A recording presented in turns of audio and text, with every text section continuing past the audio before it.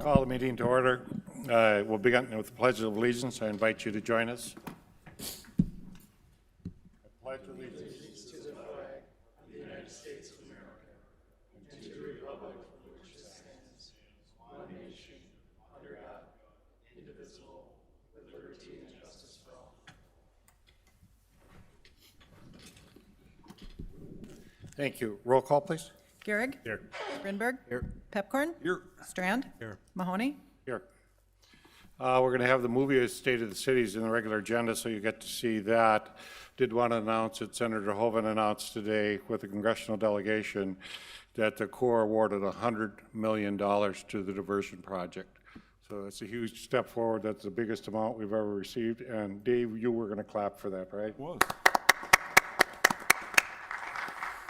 So that's continue to move forward on the project. We're very happy about that, but keep working at it because we don't like to flood every spring. Is there a motion to approve the order of the agenda, moving item 6 from the consent agenda to the regular agenda? So moved. Second. Any discussion? All those in favor say aye. Aye. Motion carries. Is there a motion to approve the minutes of the January 27, 2020 regular meeting? I so move. Is there a second? Second. All those in favor say aye. Aye. Motion carried. Is there a motion to approve the consent agenda items 1 through 27, excluding item 6, which has been moved to the regular agenda? So moved. Second. Roll call vote, please. Strand? Gehrig? Yes. Grinberg? Aye. Pepcorn? Aye. Mahoney? Aye.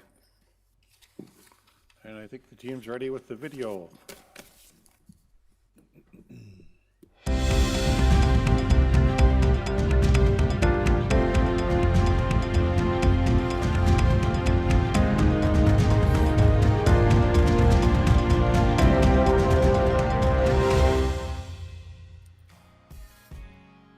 I'm Dr. Tim Mahoney, Mayor of the City of Fargo. Over the past 12 months, Fargo has seen incredible growth in various areas. The progress achieved in 2019 is evidence of our commitment to building a better city, serving the people, and shaping the future. I am proud of Fargo's current path as we continue to reinforce our position as the regional leader. But I'm even more honored to lead a team of city staff members who truly care for this community, our residents, and our visitors. I hope you enjoy our latest State of the City video. In 2019, Fargo continued to show that we are the big city with an even bigger heart.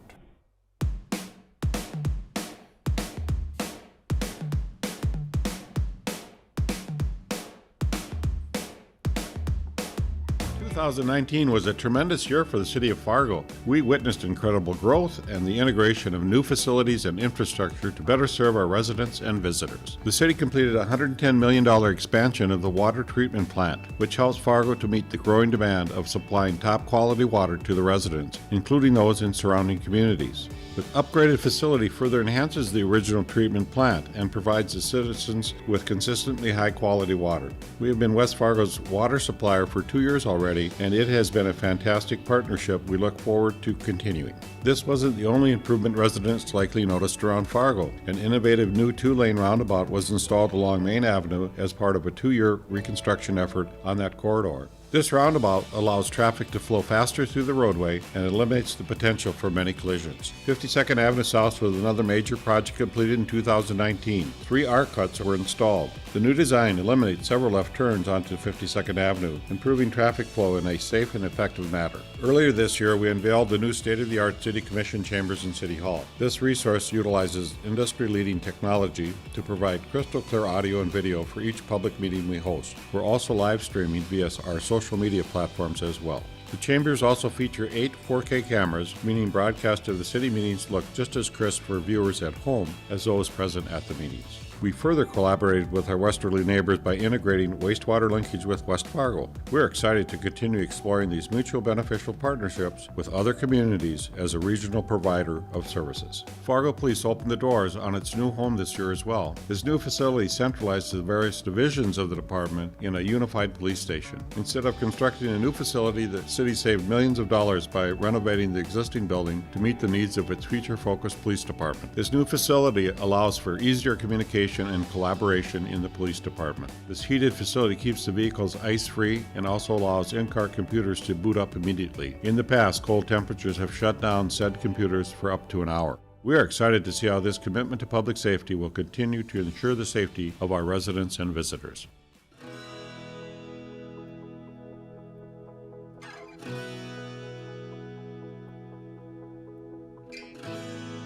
Fargo may be the big city of our metro, but we're most proud of our people's passion, dedication, and service-minded spirit. Fargo truly is the big city with an even bigger heart. We're a community full of people who will go that extra mile to make the Fargo Metro a better place to live. This applies to our residents, staff, and elected officials. We pride ourselves in fostering an environment in which all people can participate in shaping Fargo's future, from engaging in public input to volunteering for one of our city's dozens of boards, committees, or commissions. Those who offer their time and expertise to improve Fargo are what make our city the regional leader. This applies to our staff as well. Team Fargo has incredibly diverse and impressive skill sets, experience, and determination. They are called upon as leaders in their fields to offer advice regionally and even nationally. We are making strides to continue to recruit and develop young talent. For the first time, millennials make up the largest portion of the United States. This is especially true in Fargo, where we have a wealth of young people in our workforce.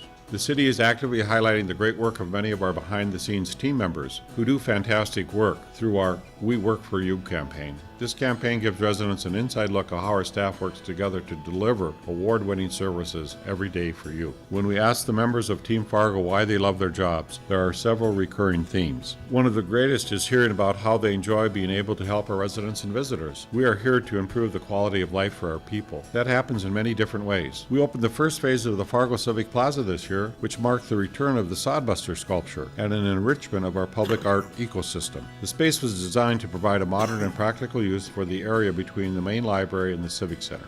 Here in Fargo, we love to try new innovative ideas. The food truck pilot program is a perfect example of this. The Environmental Health Division coordinated a designated space for the area food trucks to gather every Friday. The program took into account public interest as well as the value of having designated spaces for food trucks. The people enjoyed the chance to try an array of different foods in one spot. The Fargo Dome's 2019 was jam-packed with high-flying and energetic shows. The Dome further cemented itself as a regional leader for entertainment with unforgettable performances from headliners like Pink and the legendary vocalist Celine Dion. The party isn't stopping anytime soon. Superstars like Cher, Elton John, and Maroon 5 are set to take the stage in Rock Fargo in 2020. And I hear Rob Sobolik has some other big acts that he hasn't announced yet. Stay tuned. We also anticipate game-changing renovations and improvements to North Dakota's top venue.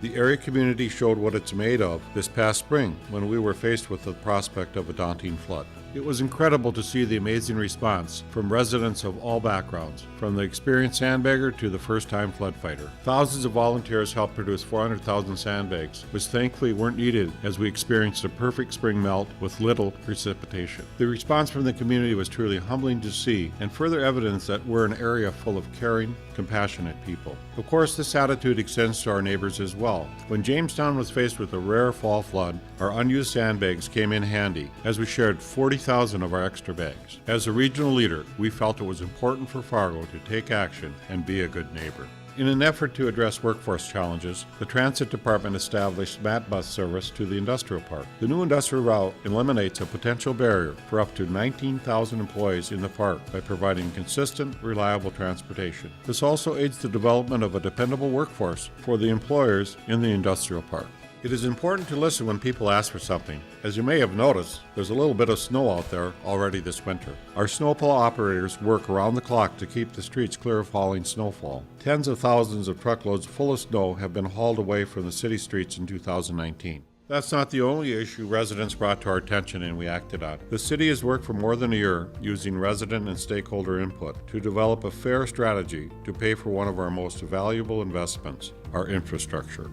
The Fargo City Commission recently approved an infrastructure funding policy which further shifts the burden off the property owners, with the city and state assuming more of the cost. This funding policy further buys down special assessments from the former policy. Before, residents paid roughly 30% of the cost of special assessed projects. Now, they are only approximately 20%. We also developed a long-term strategy for capital improvements. We are able to clearly show a roadmap for the projects we'll be working on for the next 4 years in advance. We can confidently say we're on track for continued excellence. This excellence caught some outside attention this year with the national ranking service, Wallet Hub, with Fargo ranked as the 6th best in the entire United States for the quality of its city services. Our city excelled in multiple categories, earning top 10 distinctions for its educational opportunities and its economy. Wallet Hub also named Fargo one of the 6 happiest cities to live in across America in 2019.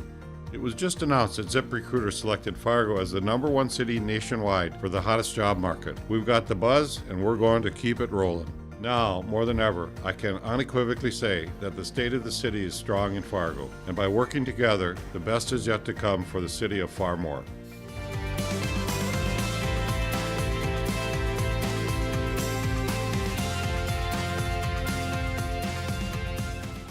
Fargo will see its first usage of a recently enacted approval voting system in June, when 2 city commission seats are on the ballot. Each election cycle is an excellent opportunity for residents to let their civic voices be heard and to be involved in the democratic process. Next year, the Planning Department will proceed with an implementation of its core neighborhood plan. This plan ensures the city is acting in the best interests of our neighborhood, which constitute the building blocks and lifeblood of our community. We will continue to make huge strides in both flood and drought-proofing the metro. Progress will continue in the FM Area Diversion Project as the city works with the FM Diversion Board of Authority, the U.S. Army Corps of Engineers, State of North Dakota, and the State of Minnesota to provide long-term flood protection to the FM Metro. On the other side of the coin, early construction is expected to begin on the Red River Valley Water Supply Project. We don't often think about drought around here, but the threat is real, and we will be prepared with this vital project.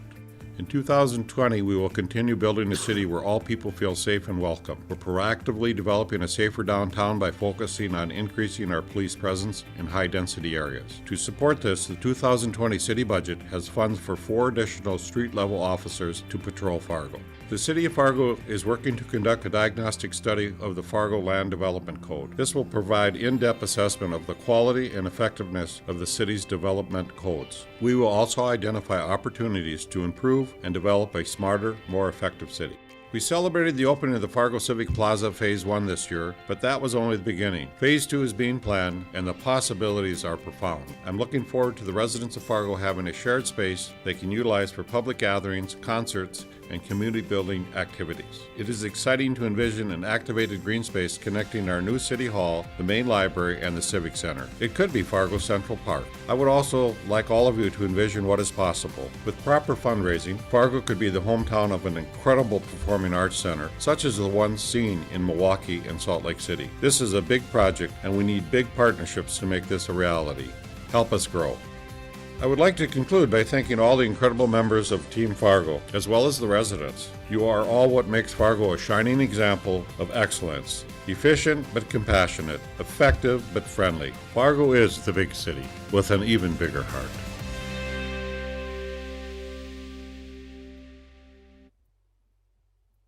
You guys did a great job and made us look really good. Thanks, Greg, Ty, and the whole team that's worked on that. Came out a lot different than it did when we started, but very good. I guess we could almost go to public hearings or, we go presentation Fargo Safe Routes to the School Plan. Resolution of the adoption of the City of Fargo Safe Routes to School Plan. Dan Farnsworth to explain. All right, thank you, Mayor and Commissioners. What did I just do? All right, I'm just going to, there we go, view. All right, there we go.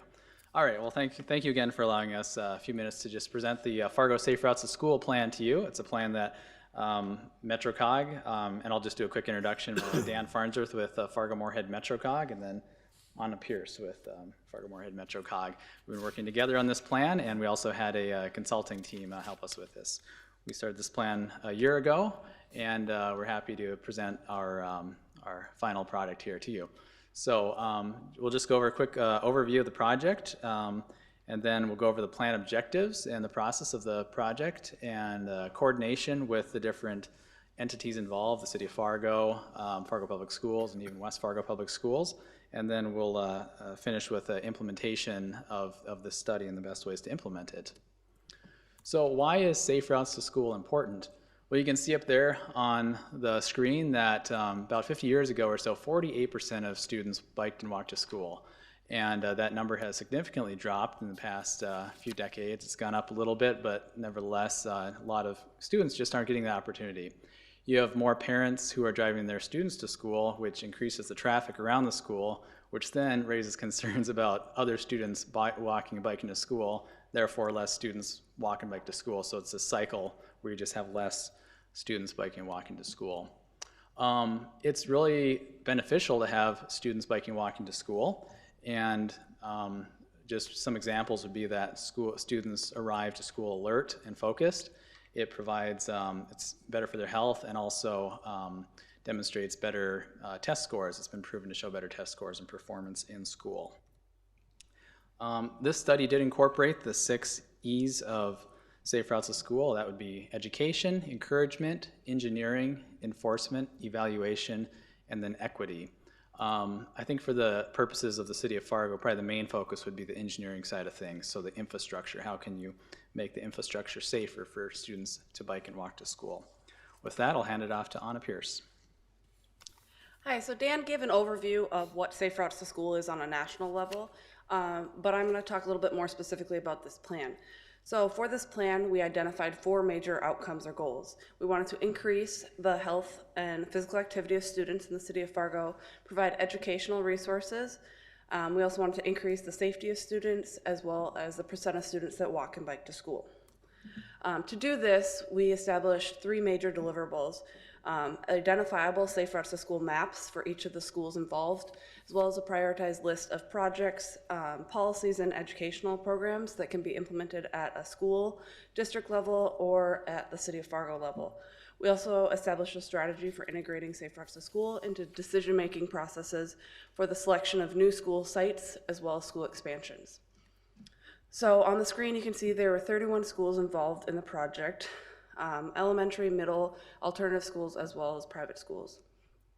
As Dan mentioned, the project started in December of 2018, and now we're at the final report and presentation stage.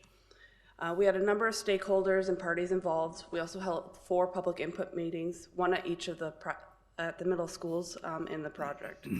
We also had a study review committee that consisted of City of Fargo staff, Aaron Nelson, Megan Elsog, and Jeremy Gordon, as well as Fargo Public Schools representatives, West Fargo Public School representatives, representatives from each of the private schools, as well as the Park District, the Police Department, and MetroCog.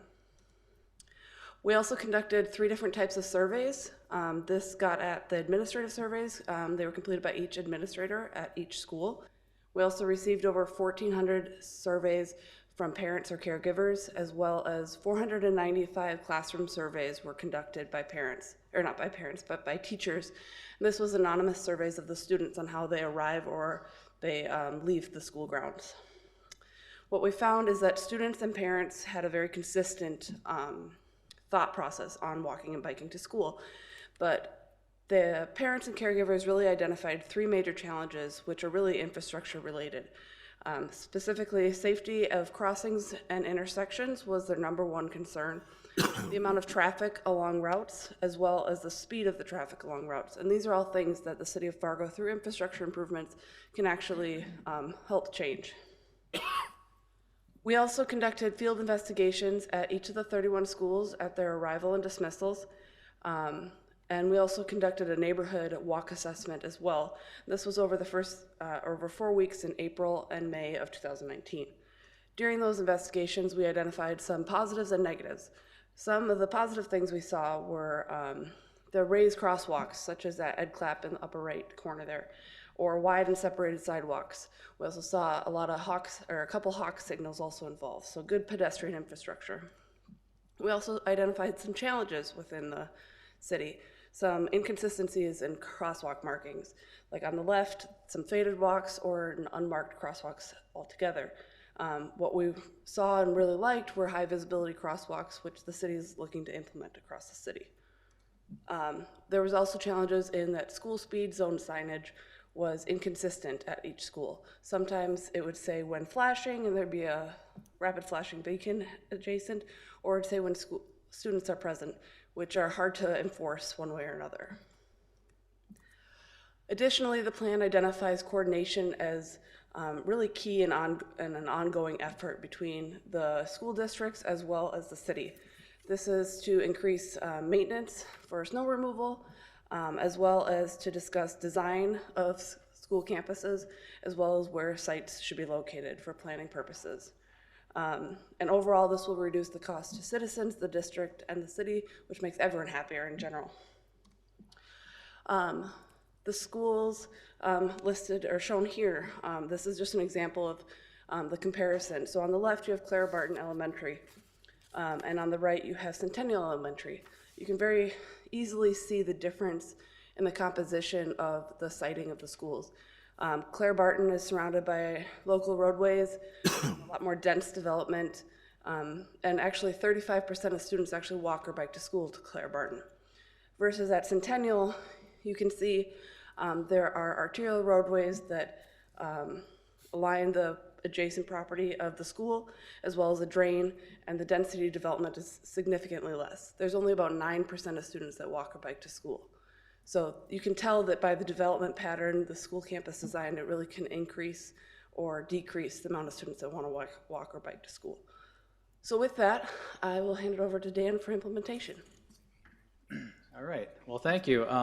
As we were going through the study, we did work with our study review committee, and we identified projects that would be high impact, medium impact, and low impact projects.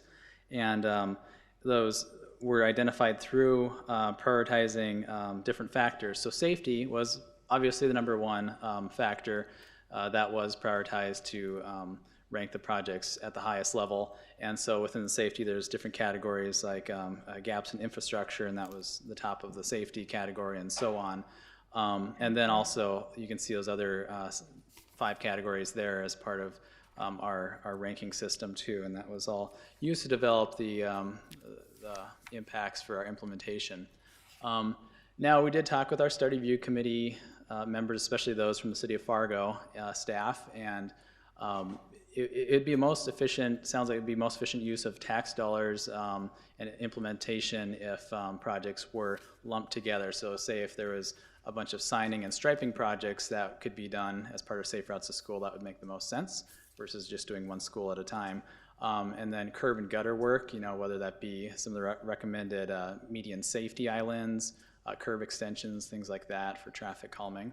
And then also traffic signal work or other types of electronic signs to help bring awareness to the school zones could be lumped together in one. And then finally, sidewalks and trails can be, part of another project in your city's CIP budget or something in another year. So those are just some things that were discussed. Inside in the plan is funding opportunities. There's a lot of grants out there that are available to help fund these types of projects. So just want to note that those are in the plan for staff to take a look at. So as we conclude here, in your packet there is a link to the plan. It's a very large plan, 200 some pages plus an appendix, and some, sure you looked at all that, but it's in there. And then the final plan, once everything has been adopted and approved, will be available on MetroCog's website. There you can see the first link, and then the second link there will be to each individual school if parents want to take a look at each individual school. So anyway, we're here to just present this and also ask for an adoption of this plan by the City Commission, by the City of Fargo. And we have a resolution of adoption provided in your packet there for that. And so with that, we would take any questions. Any questions by the commissioners? Mr. Gehrig. Is this directive, if we approve this, is it mandating something? Or is this a plan saying, hey, this is the best way to move forward if you were going to make improvement? Right, yeah, it's just saying that, yes, we support and adopt this, and I wouldn't say you're mandated to do those projects. It's just a guideline of which projects are there and the importance of certain ones over others. The 2009 plan, which was the last plan, that had a resolution of adoption as well. That's why we presented it as such. So Jeremy Gordon, our engineer, would he look at your recommendations and advance them in our CIP, or how would our engineering department handle that? Well, I could ask him, but no, I think he's been very involved and is looking forward to implementing a lot of these. Jeremy, you want to answer that? I think they've outlined a couple pilots and a couple ideas that they thought might be helpful to the schools. So I'm just curious, would we put that in our CRP, or what would you like? Yeah, if you could go back a couple pages to the, so right there. So a lot of the stuff is traffic related, and there's the 4 projects here: siding, striping, concrete work, really, electrical stuff with the signals, beacons, and signs, and then sidewalks and paths. So we have looked at each individual school that they looked at, and they made recommendations on what we should do. So yeah, I have some of it included for projects this year and then in future years. So Commissioner Garrett's question, it doesn't mandate us that we have to do it. You are doing part of this already in your budget. No, this doesn't mandate anything. This is just how impactful some of these projects could be. So there's nothing mandated in anything here. Okay. Any other questions? Commissioner Strand. I'm just curious about when there's a new school coming, what type of engagement is there with the school district and the city and all of you folks to get ahead of the curve for these preparations? I can start with this one. Yeah, we do have a portion in this plan here talking about things like siting of the schools. Just to start with, when the school district is looking for a site, what's a good site? Is it right along 2 busy roads, or is it kind of further into the neighborhood? And so we do identify and we do recommend that the school district would look at locations that are in a neighborhood area, because that makes for safer environment, safer roadways in that area. Anything else?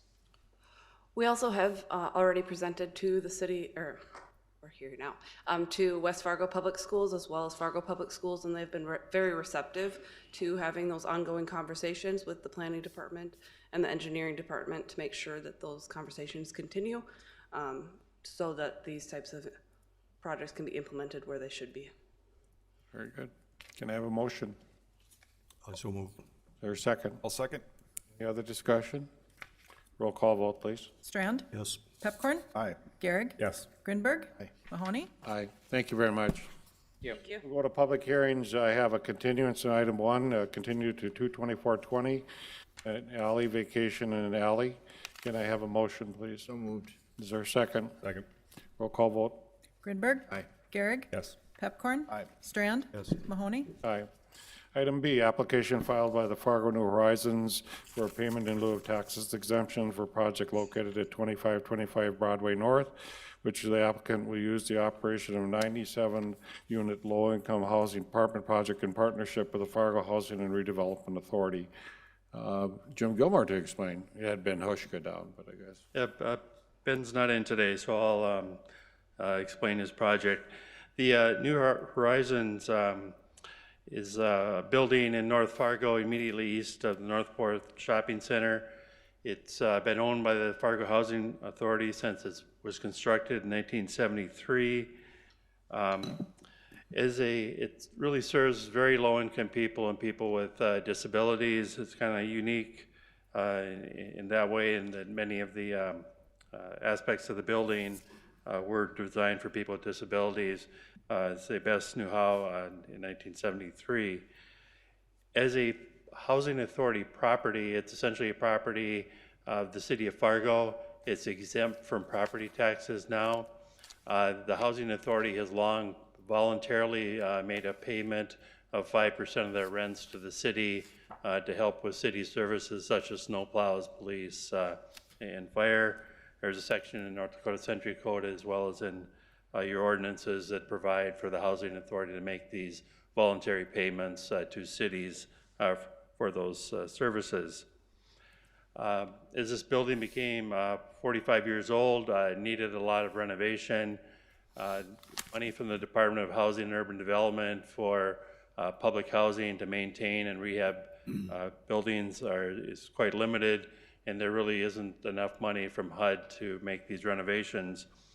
And so the Housing Authority, I think, was innovative in obtaining low-income housing tax credits, a grant from the Home Loan Bank, continued operating subsidy from HUD because these buildings with the rent paid by the tenants is quite low, probably $200 a month. That does not pay for all the utilities and the upkeep of the building. And so in obtaining these tax credits, in order to fully utilize those, they bring in a partner who has tax liability, and those tax credits are given to that partner, and the partner gives the housing authority cash to make these renovations. As part of the financing plan, it was always anticipated that they would continue to be either tax exempt or able to qualify for a tax exemption through the North Dakota Housing Finance Agency that would limit their taxes to about $10,000 a year, which they had been paying to the city. The project got underway in the fall of 2017, and it was completed the past fall of 2019. Because they assumed that they would either be exempt as a public housing property.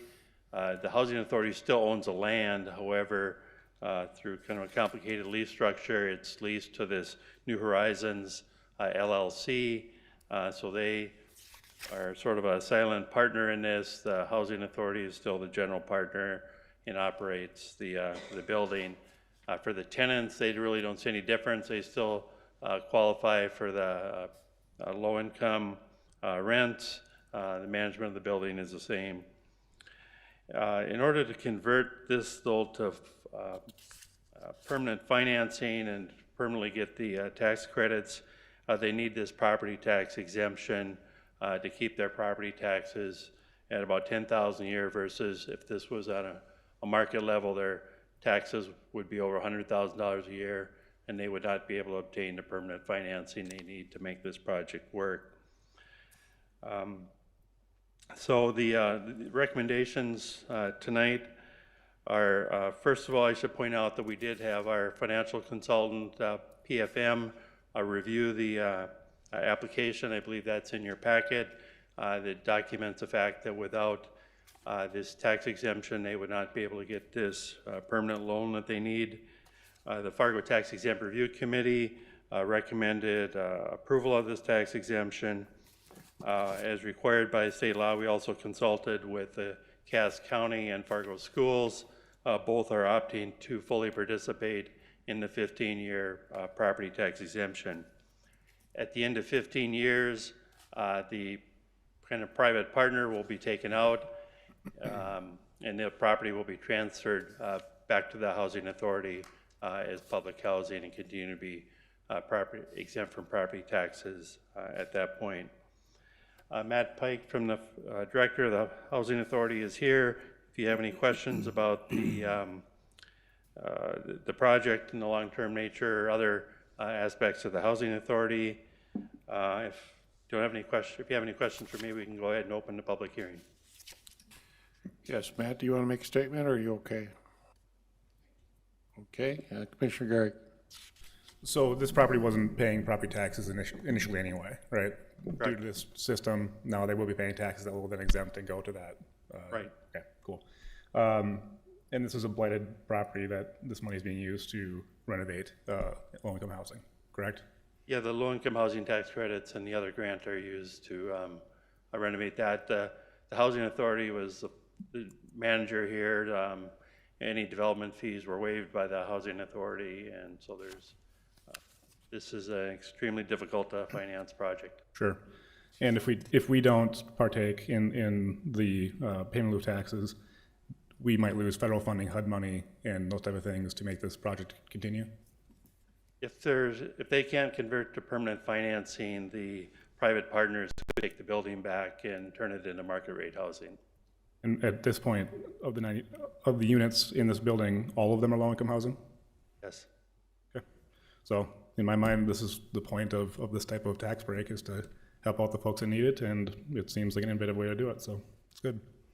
And it serves our vets as well, so there's a lot of guys in there that couldn't afford anything else. But Commissioner Strand. Thank you, Mayor. Jim, could you just help us understand LIHTC housing financing, low-income housing tax credit? I know there's limits.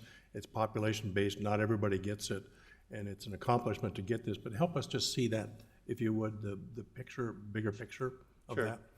that. The low-income housing tax credits are very competitive. There's so many given out to each state. And so how the tax credits work is, this particular project was given $865,000 in tax credits. And so what that means is each year for the next 10 years, whoever has the tax credits saves that much on their taxes. So essentially it's about $8.5 million in tax credits. They're only eligible for those tax credits if it stays as low-income housing for 15 years. And so the pressures on the Housing Authority to keep it as low-income housing, otherwise these investors can take the property back if they're not in compliance. They're monitored by the North Dakota Housing Finance Agency. You'll see different types of low-income housing tax credits. Sometimes they're done with a housing authority who has a partner. Sometimes they're done with a nonprofit organization. Sometimes they're done with a for-profit organization that has a mission of trying to provide affordable housing. But basically you're selling the tax credits to someone like a large bank who has tax liability, who's willing to provide the money. Often it's a bank that's also looking for some sort of community reinvestment incentive or credit. Is there anyone present who wishes to speak to this application? Is anybody wishing to speak to this? If not, I'll close the public hearing. Do I have a motion? I'll make the motion to approve a 15-year payment in lieu of tax for New Horizons LLP for a low-income housing project at 2525 Broadway North, according to the attached payment schedule. Is there a second? Second. Moved and seconded. Any other discussion? So, Mr. Chair, can I just add, like Pepper. Commissioner Gehrig said, this is what we have tax-exempt programs for, and I can't think of a more worthwhile project. It's a great location as well, across from a grocery store, drugstore, within walking distance, all those things. It's a great thing. And so I just think we want more of these and not less, without a doubt. So if we opened them, they'd be full. It serves people with challenges, physical, mental, veterans.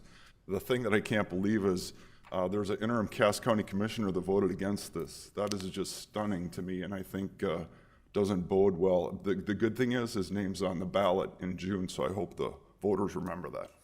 Thank you. This was the property, Commissioner Strand. HUD came by this summer when we were looking at it and said this is an example that should be seen across the nation, only because we rehabbed the space, made it much more compliant to the clients that are in the building, and it's just a much better experience for the people. So it's been really served the city of Fargo well. Any other discussion? Roll call vote, please. Pepcorn? Aye. Grinberg? Aye. Gehrig? Yes. Strand? Yes. Mahoney? Aye. Item 31 is applications for property tax exemption for improvements made to building. They are listed there. Do I have a motion? I so move. Is there a second? Second. Roll call vote, please. Pepcorn? Aye. Gehrig? Yes. Grinberg? Aye. Strand? Yes. Mahoney? Aye. Item 32 was a question that came up a little bit about recommended approved precinct locations for the 2020 elections. Commissioner Strand had asked some questions about that. I was at the last county meeting. They talked about it. Mike Van Plaisir did a great job of explaining this, and we'll go through that with Steve Sprague and another guest here as well, and explain it to us what they went through, John. And I think it's very enlightening what they came up with. Well, thank you, Mayor. A great introduction. A couple of weeks ago, we did request the approval of the precinct locations, and Commissioner Strand requested that we reach out to the Fargo schools to see if there were any of the schools that maybe would work, or to see if there was any interest from the school district. I included in the packet a letter from the school district that said that if there was a school that would work, they would be interested in doing that. I also reached out to Mike Montplaisir, the county auditor, and to Deanne Buckhouse, who is the election coordinator for the county. And I asked them to kind of prepare a letter and to explain how we go about picking precinct locations. So with that. Good evening and thank you. Would like to shed some light on how we get polling places, how we select precincts and that sort of thing. It's not exactly done in a vacuum. We, every 10 years we redistrict, and we have to look at remapping our precincts and remapping our county commission districts, and everything has to coincide with, of course, the state legislative district. So we work very closely with Steve at the city. Same with West Fargo. We work with them on finding precinct boundaries. We also work with our district party chairs. And when we look at precinct boundaries, we're looking at a number of things. Number one, do we have a polling place within that precinct? We'd like our precinct lines to be on easily recognizable streets. So, you know, we like to use like 10th Street and 19th Avenue North, those sorts of things. After 2006, when the school district raised some concerns about security, that wasn't the first time we had heard about it.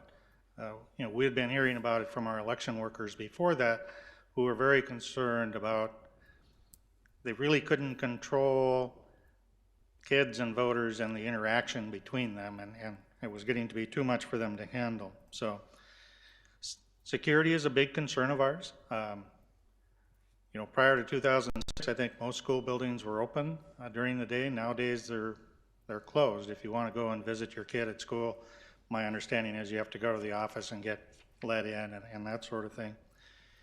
You know, we've had some issues in the 2016 election, which caused us to think about things in 18, and in 18 we brought in some people to address our election workers on security. We had some things that were happening at polling places that made us concerned and made the election workers concerned, so we brought the sheriff's department in to just give the election workers some tips on, you know, what to look for. If you have a problem, how do you shut down? You know, if you can, get license plate numbers of someone causing a problem, that sort of thing. And so I guess, you know, even thinking about going back into schools is concerning us. We would love it if election day were a holiday and everything was closed and we could use any building we wanted, but we do change polling places from time to time. In fact, this year we're changing some.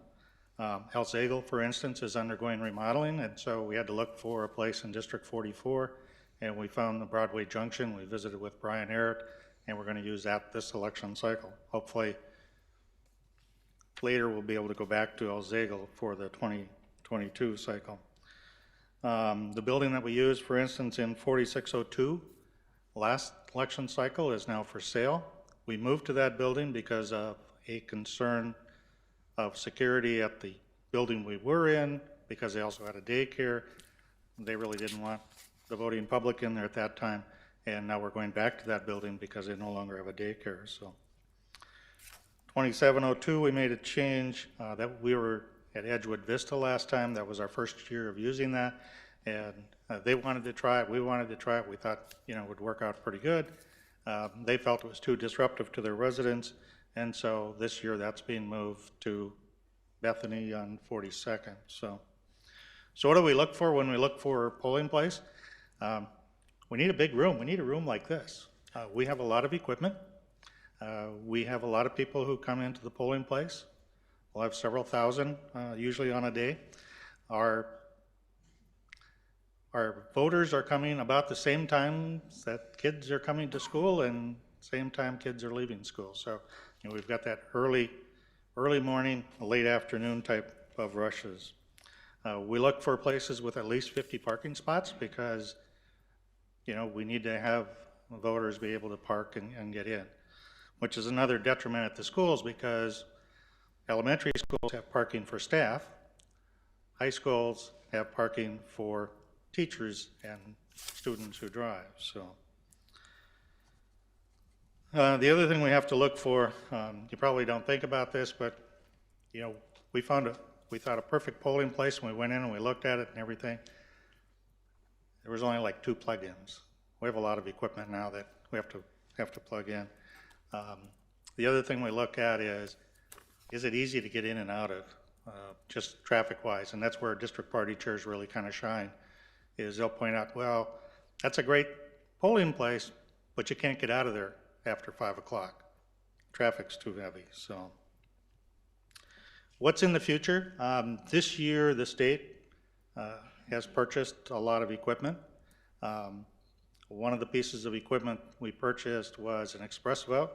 An express vote is where you can actually vote on the computer and it'll print you out a ballot. You know, we run early voting precincts and those work really slick. But we have about 110 different ballot styles in a primary election, and so we have a number of judges and have to physically pull that ballot. This year, with the express votes, they'll be able to take a slip of paper, go to express vote, scan it, it'll bring up their ballot, and there'll be a lot less chance for error. So we also the county purchased an additional 75 machines so that we can start running more or less vote centers on election day. So that if you live in Tower City and you work in downtown Fargo, you could go over to the library then and vote. And when you scan your slip from the poll book, it would bring up your ballot. So we don't plan on utilizing that this year. We need to get to know the equipment, but we think by 2022 that that's a good possibility.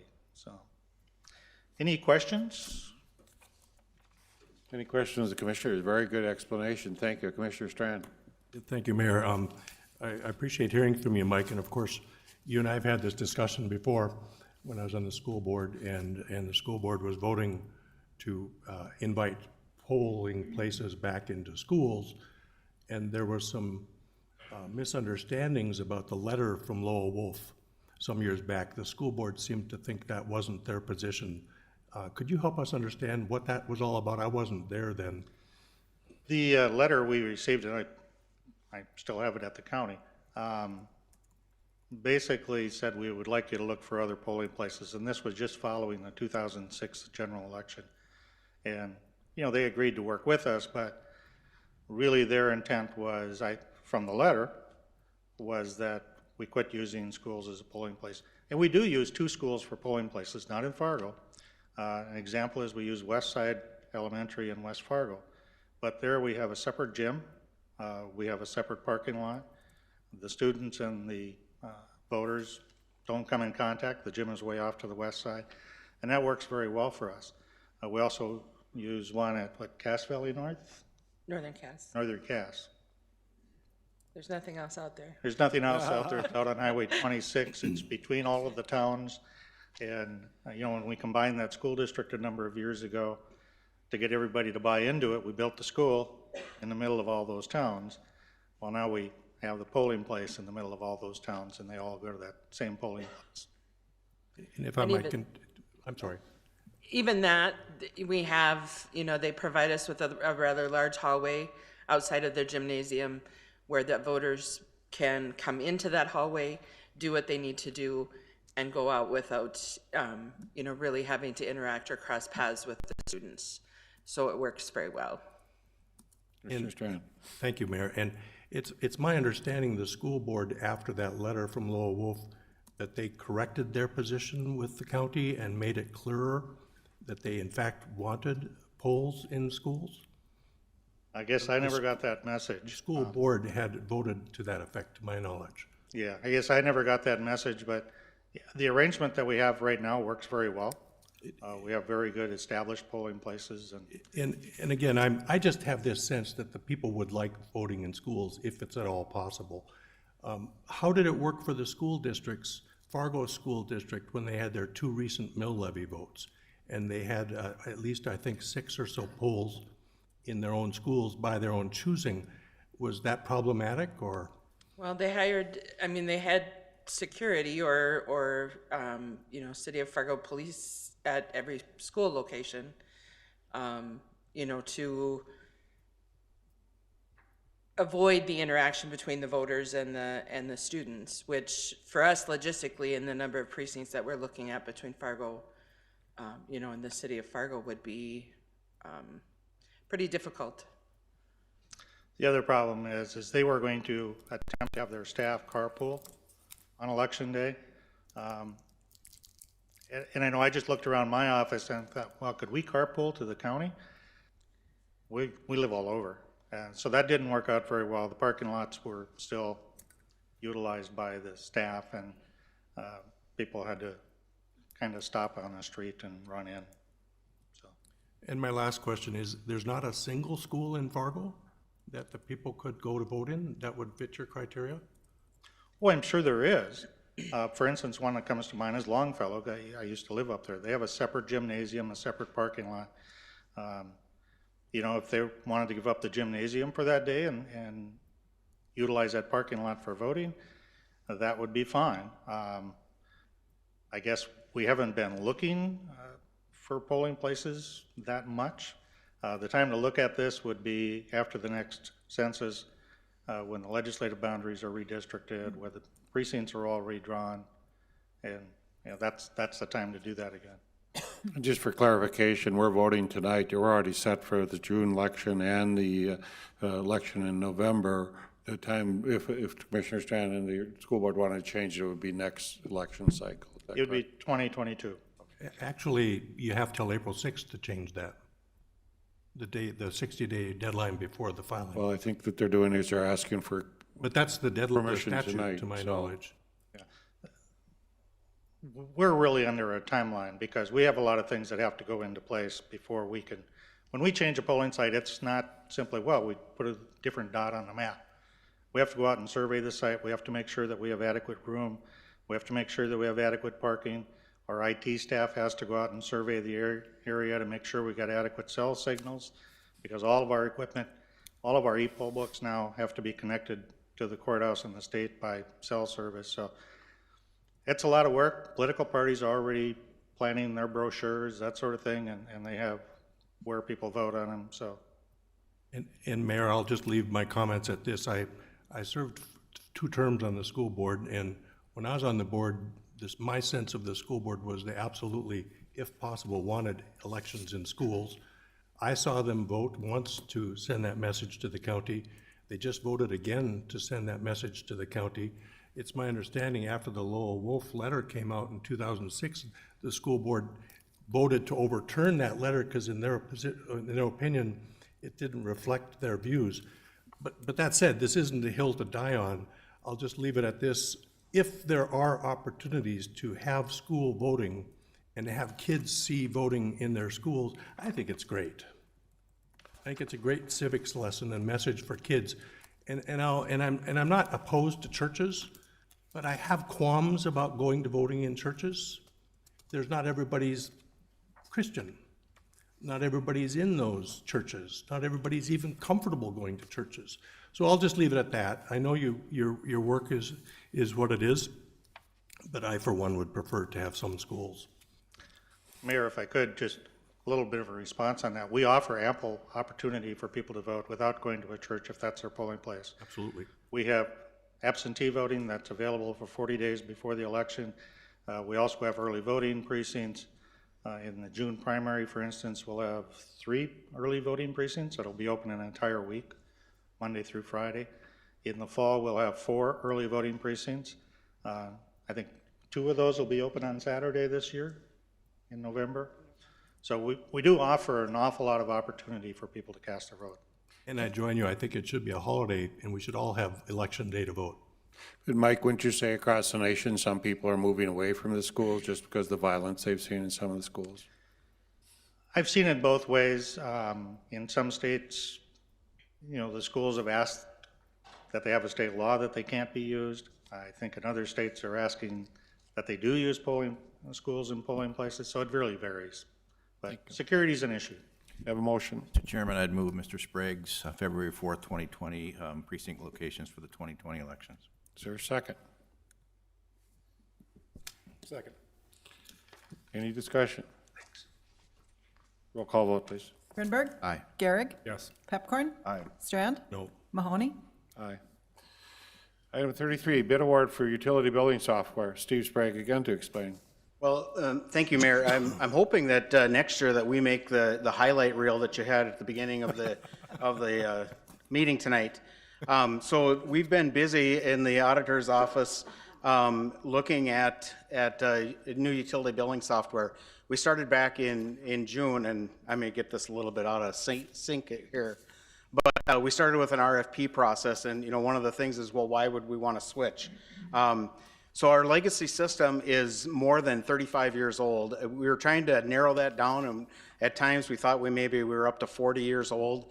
And not that age is a reason to replace it, because, Lord, if it was, I'd be gone, right? So, but besides that, it's that old green screen technology, and especially when we started looking at this, we really saw that there's so many features that are out there, and technology has improved so much that we know we can do better. So there was also a citywide decision to move away from the green screen and move away from the AS400 to move to a server-based technology. And currently we have 3 programs that are running on the AS400, the utility billing, our financial statement, and then our pension statement, our city employee pension statement. And so we have one AS400 programmer that is now over 60 years old, and he told us he wants to retire one day. And so so we needed to start, having a plan to move away from that technology. This system right now, we have 34,000 utility billing customers, and that's 34,000 people that we're sending a bill to every month, that we're reaching our constituents every month with that. We also, through this process, because we only have the one AS400 programmer, we hope to increase the depth of the team in IS so that more people will know how to do the servers, and just the one person doing the AS400. And also then the other thing is that the increase of efficiency for our customer service reps. There are features of this software that if we have like a utility customer's phone number in our system, as they're dialing in and it recognizes that, it will pull up their account. And so the first question, instead of being, well, can you tell me where you live, we'll be able to say, well, hello, Mr. Pepcorn, how can we help you today? And we just think that those kind of things and the other efficiencies that we're going to gain are going to be well worth it. And again, so embracing current technology. So a few features about the software. The account management, it's going to display for our customer service reps, all of the account information will be on one screen. And right now with our current technology, if you had a question about what your usage was, they have to back out a screen and go in another screen, and so it'll just be a lot more efficient. This software also has a customer chat feature. So if they're online and they're having an issue, they can log in to the chat feature, and if it's Monday through Friday and we're there, servicing the utility, we can online then walk them through whatever difficulty they're having. So the one thing that we're really excited about is real-time reporting. So if you make a payment, it's going to show up immediately. Our current technology, everything is a delay of 24 hours at a minimum to get payments posted and that type of thing. We also have a customer self-management feature with this new software. Through the IVR, the web, they can go in and there's all kinds of different things that they can do where they manage their account themselves. They can tell us they're moving out or if they're moving into a new location, different things like that. For balances, there are one of the things that we're kind of excited about is a dual notification feature where we can let the tenant know, but we can also let the landlord know if that tenant is late on a payment or that type of thing. Also allows us to set up payment plans, so if somebody is behind, we can say, okay, keep your current balance is 50, you're behind by 100, why don't we say that you're going to pay that $100 over 5 months, and we'll be able to split it up so you pay your current plus $20 a month, and then you'll be back to current with no past due balance in just a few months. And that's not something we can do right now. Everything right now is done through a tickler system. We write it down and put it in a recipe box. And then the different payment options that are out there, which are IVR and ACH and a number of other options. So one of the first things that we're going to do with this is to look at our policies. All our policies and procedures are driven by the limitations of our current software. And since those limitations are going to go away, we're going to start with a gap analysis and a best practices and see where we can do better in setting up our policies. So there are a number of ways to communicate with the customers through text, email, phone. There's the customer web portal that I've kind of mentioned here a little bit, where it can be, allows the customers the 24/7 access, and the customers can then self-manage their accounts. And again, that chat feature I talked about. And then the advanced customer notification, again, that dual notification, their choice of how they want to be notified or multiple notifications. So again, I started getting a little bit ahead of this, but the RFP process we started back in June. We received 12 RFPs, And the first line in the sand was, what is it going to cost over a 5-year period? Anything that was more than $1 million, we eliminated those, and then we focused on the ones that were a little bit more, a little more affordable, I guess. We took that RFP process, we did multiple demos so that we could start cutting down the number, eventually whittling our way down to just 2 vendors. And with those 2 vendors, we did on-site, full-day on-site interviews with them and demos. We brought in all of the different players that are using the software, from water, wastewater, solid waste, the engineering department, IS was involved. We also had an external consultant that helped us with this selection process also. So we really feel like we've kind of done our due diligence. And then, of course, user references. And so we called a number of other cities that are using these 2 softwares to see what their feelings were with this. This company, it's Continental Utility Systems, Inc., which is way too much to say, so we just say KUZI. So they began in 1984. They have 1,200 customers. The thing that we really were focused on was that they only do utility billing. They don't do utility billing as an add-on to something else. And so that's one of the reasons that we looked at this company. Now, it all comes down to price, right? So what's it going to cost? Well, outside of the proposal that you have in front of you is the hardware, and we reached out to Ron and his IS team and said, well, what would it cost to have a standalone server to be able to, hold this, so that we don't run the risk of accidentally taking it down when we're fixing the phone system or making a mistake like that. So that's $32,000. The software, the installation, the initial fee for that is that $166,000.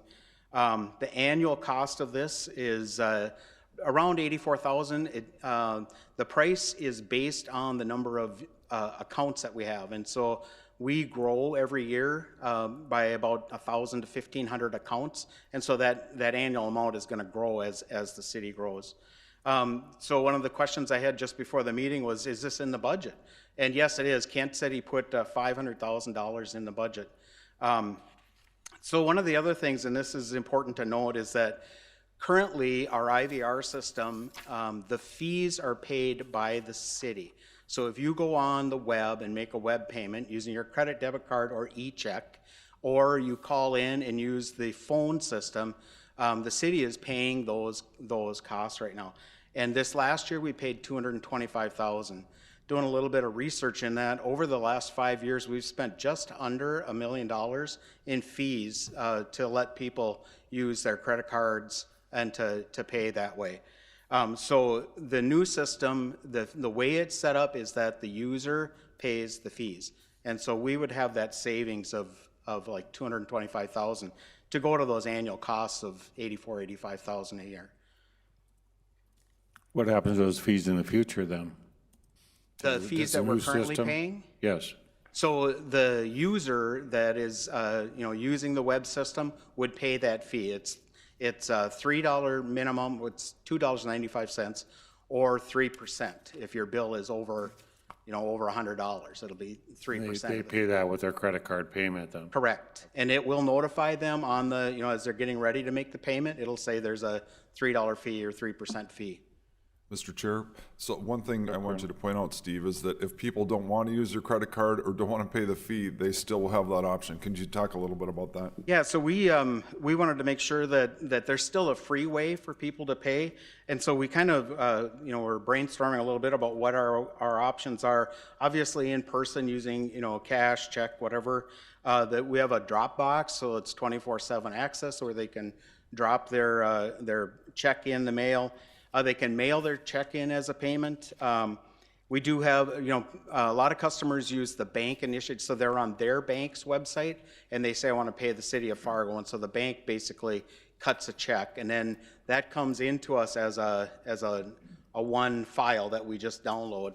And then there's the traditional auto pay, where you provide us with your bank and routing number, and then when the payment is due, we'll go out and access your account and pull the money that's needed. So there's a number of ways that continue to be free for the customers. You can do it without a cost. Yeah, good. Yep. Can I have a motion? I'll make the recommended motion. Is there a second? Second. Any other discussion? Commissioner Strand? Thank you, Mayor. Steve, help me, let's talk a little more about that fee, that $295 per month. That's per month? Per transaction. So if you make one payment a month, yeah. So somebody might be, we might be putting $36 plus out to the individual's customers to pay that they didn't pay before? Correct, yep. That just seems counterintuitive to me, to ask people to participate in an online payment plan and then charge them to do that. I don't know that I see that much. Well, you pay that fee to have that convenience. Sure. So we've been having this discussion a lot, lately. So I did reach out to the other local utilities, and there's kind of a mixed bag. So West Fargo charges 3% for any online transactions, any credit card, debit card, or e-check. But then their traditional ACH is free, like we're proposing.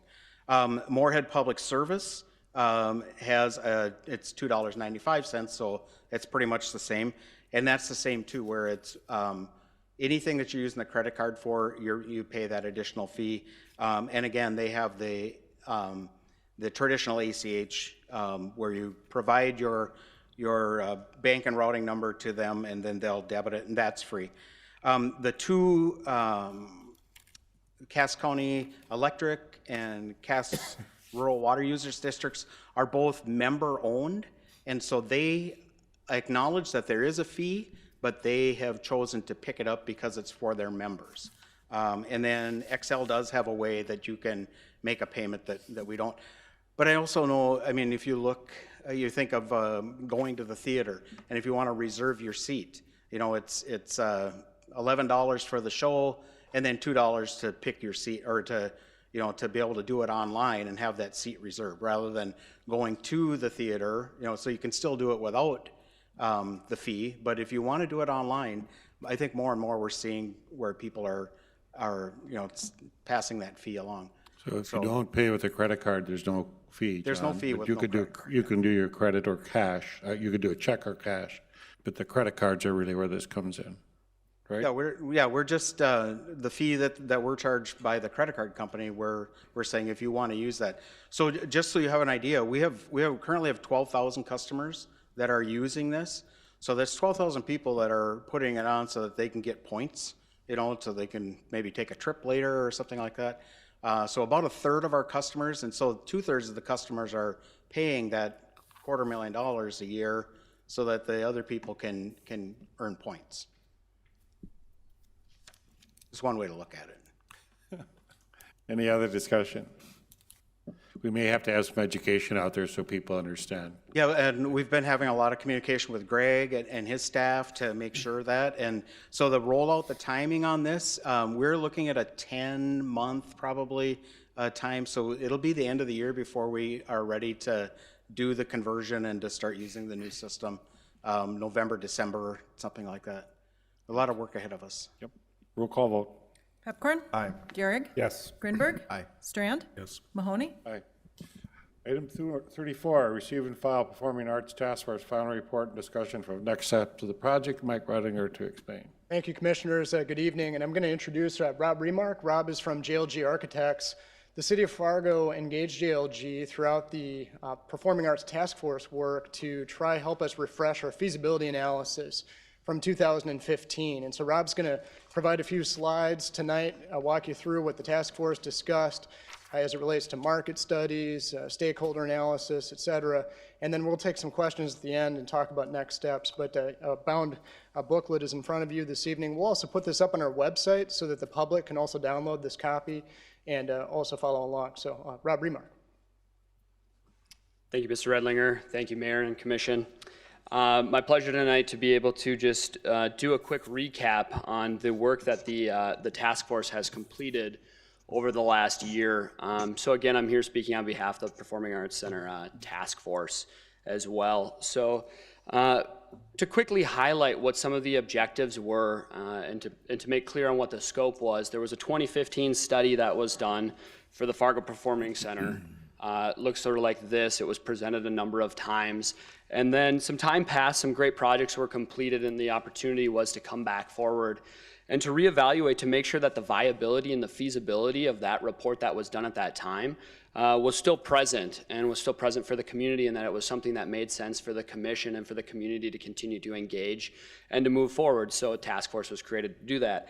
The scope that was that consisted for this this most recent study was really to validate and to confirm that feasibility in the 2018-2019 year moving forward was still there. So a couple main actions happened related to that. We did work with HVS. Tom Mazinski was present to be able to present to the task force. They're the group that really did the primary study initially as it related to the feasibility as the community and the demographics are related. There was also some site studies that happened, as well as some updates with escalation and estimating.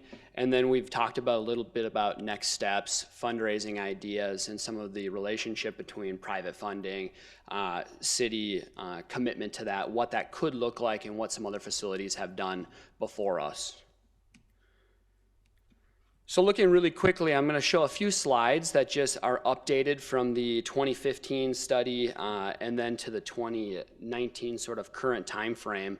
And then also just a couple background slides, again, that sort of create the framework. The project as it sits, or as was programmed initially in 2015, is a 2,200 seat mixed use venue.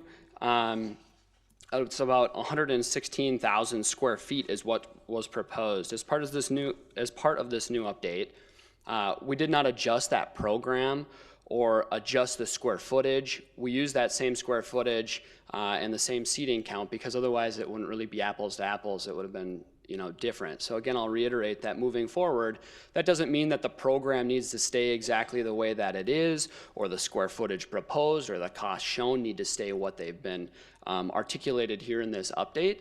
They can adjust to meet the goals at moving forward, but this was just to keep apples to apples.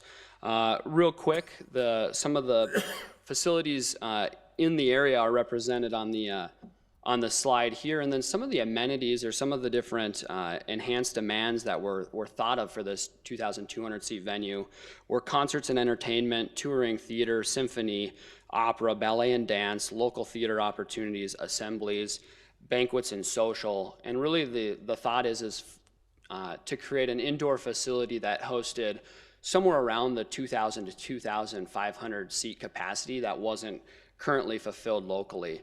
Doing so, there was study of some other venues that had similar sizes, and there was, at the time in 2015, some more specific study and tours of some of these facilities as well. So moving across this study, these were, these are sort of context slides related to what was done in 2015 and then reevaluated here this last year. Also, one of the priorities of the group was really to make sure that viability and feasibility was there. So as you can see, these are 2018 metrics that have now been created. Before this, if you look at the 2015 study, there was 2014, 2015 metrics. So it was important to have the opportunity, it was a good opportunity to be able to say, are we still growing? Do we still represent the same demographics? Is there still the same opportunity that makes sense for this venue to exist in this community? Those were the questions that the task force was asking, and that HVS was able to help do background research and then develop for the group. So here you're going to see that, yes, there's been continual growth in population of the facilities that were studied in that 2015 study. You can kind of see how they fit within that category. You'll see that they're still in the upper quartile of medium household income, as well as a pretty low or young median age. Additionally, it's a pretty well-educated community. All of these kind of contexts and demographics did play into why that there was a certain viability supporting this project from the get-go, or supporting the study of this effort from the get-go. You also see that there's significant money spent in comparison to other facilities for entertainment, and actually there's a really vibrant performing arts and theater community already in this region, and already in the city of Fargo, and so you can kind of see how this is already started to lay out on the from the study. Also, just as far as due diligence was done moving forward, we did look at event demands and looking at estimates of how that would stabilize over time, understanding that it takes a little time when opening a facility, starting to hone what some of the opportunities that can happen in that facility are, and to balance out what the use and the operations are. So this is starting to look at some of the realities for operations. I will say as next steps, there will be continual development of specifically what those programmed events are, what the capacities would be, always relates back to the program and the size of the space. But this was, again, looking at the 2015 study, progressing it forward now, and then really looking at how that would stabilize a handful of years down the road after opening. Again, opening date is not a fixed date. Here we just had to pick a time frame that made sense while looking at the 2019 update to just be able to move numbers forward and be able to analyze that and run the statistics for it. So depending on the length of time that fundraising took and other factors, this would be updated again to be in alignment with what the project moved forward with. A quick snapshot here again is related to just the economic impact of facilities like this bring to communities. So I know there's a lot of different statistics out there related to kind of what an overnight stay and how different offerings in the community enhance some of these opportunities for spending in the community. But this is just a snapshot. If you look at the report, the detailed report has more graphs and more information that gives even further detail. But again, making sure that we're understanding what the bigger impact of this sort of facility is for the community at large, for the city of Fargo. Also, as part of this study, there was the exploration of 3 different sites. There was the 2 represented. Option A, as you'll see kind of highlighted in blue there, is the Fargo Civic Center current site. Option B is the parking lot adjacent to this facility. And there was another option, Site C, the Mid-America Steel site, that was also discussed. Through analysis with that group, there became a priority of a handful of things. We studied the adjacencies, accessibility, economic impact, as well as some of the logistics, and went through a ranking system and went through this with the PAC task force to really explore and to develop this in more detail. But one of the priorities really became this concept, or something that became, sort of a simplified way to look at this. It stuck with me really, was park once. And the idea was that could you park once and access downtown Fargo, whether it was lodging, whether it was food and beverage options, whether it was locations to other facilities and opportunities in downtown, and then make it to the facility. And could you do that ideally within a 5-minute radius? And also, could that be connected to skyways just due to the weather that we have? Would there be an opportunity to be able to park, maybe go out for dinner, go to an event, maybe go out for drinks and make it back to your car without feeling like you had to move your car around? So there was a lot of discussion that was related to that, as well as other key adjacencies. You can see this kind of breakdown that came to be after this study, and we're happy to answer questions at the end of this if there's further discussion about this. In here, we're starting to look at the development costs. Again, the primary goal of this is to look at escalated costs. The reality, unfortunately, is that in 2015, and then every year going, costs for construction, as you guys well know, always are escalating, typically somewhere between 2.5% and 4.5%, depending on many factors, both local and regional economies, as well as global factors. You hear things about trade and tariffs that do definitely have an impact on escalation and construction costs. So we didn't want to move forward with a project without being able to talk about what that means, looking at the numbers that were projected in 2015 and then projecting them forward, and want to make sure that we're always transparent in studying those and bringing forward numbers that we think are truly realistic in that. Also here you'll see that a range was discussed of sort of a low medium to sort of a medium range. If you're studying performing arts center facilities, you'll find that there's a huge diversity in dollar per square foot costs. facilities take on all kinds of different requirements. Some are very specific, some are very multi-use, some have very expensive materials and levels of finish, others are a little more economical. So we tried to look at kind of a range to be able to say what is right for Fargo, what could make sense for a facility of this type as it related to at least the programming and sort of the discussion that had happened on the 2015 study. So you'll see that updated here. I think it's really important to note that this still is looking at that 116,000 square foot that was looked at in 2015. And that square footage, although could change moving forward, was just kept again to keep apples to apples. You'll see that there's escalated price for dollar per square foot. And then you'll see that there's just a total escalation. If you look at moving, say, to 2022 or further out, you'd want to continue to be aware of that 2.5% to 4.5% escalation and just make sure that you're planning that in any budgeting or any fundraising discussions that the group was having moving forward. Also, one of the final pieces that we started just to begin to have the conversation of as a task force at the end was we're thinking about next steps and what would it look like to move forward, and having an understanding of the financing for a facility like this became pretty realistic for the group that, hey, we're going to really need to understand this if we want to move forward with fundraising. We need to know how much would we be looking to fundraise for, what would the appetite in the community be able to support, what feels like it would be the right fit. So there was a little bit of discussion there and a great presentation by Finance Director Costin, where he outlined in much more detail than what is on the slide a number of what the opportunities could be as it related to the city. So he went through the tax-exempt financing overview. He talked about how there are ways to use municipal tax-exempt financing and what some of that looked like, and also debt options available, such as the general obligation debt, revenue debt, and annual appropriation debt. So Finance Director Costin went through this in much more detail with the group, much more than I'm going to tonight, but we recognize that this is something that would want to be at the front of conversations moving forward to understand what was right for the community if they did decide to pursue the project in more detail after this update to the feasibility report. Also, as part of that, some great information came out about just what has been done in the past and how have projects been financed in the past to understand at least what has come before and then what could be or could look like moving forward.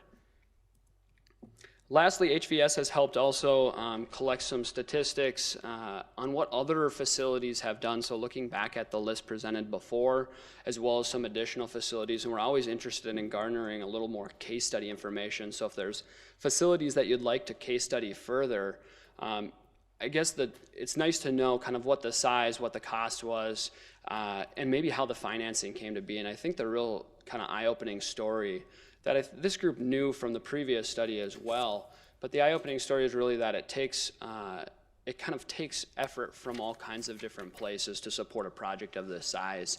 And so you'll see here that there's been a number of different funding and financing sort of partnerships to achieve the overall goals that were for each of these projects. If moving forward as a task force, some of the items that were talked about or discussed as what would be kind of the critical next steps would be, again, to really confirm that the program and set the budget, understand really what the program alignment and what the final budget would want to be to make sure those things are in alignment.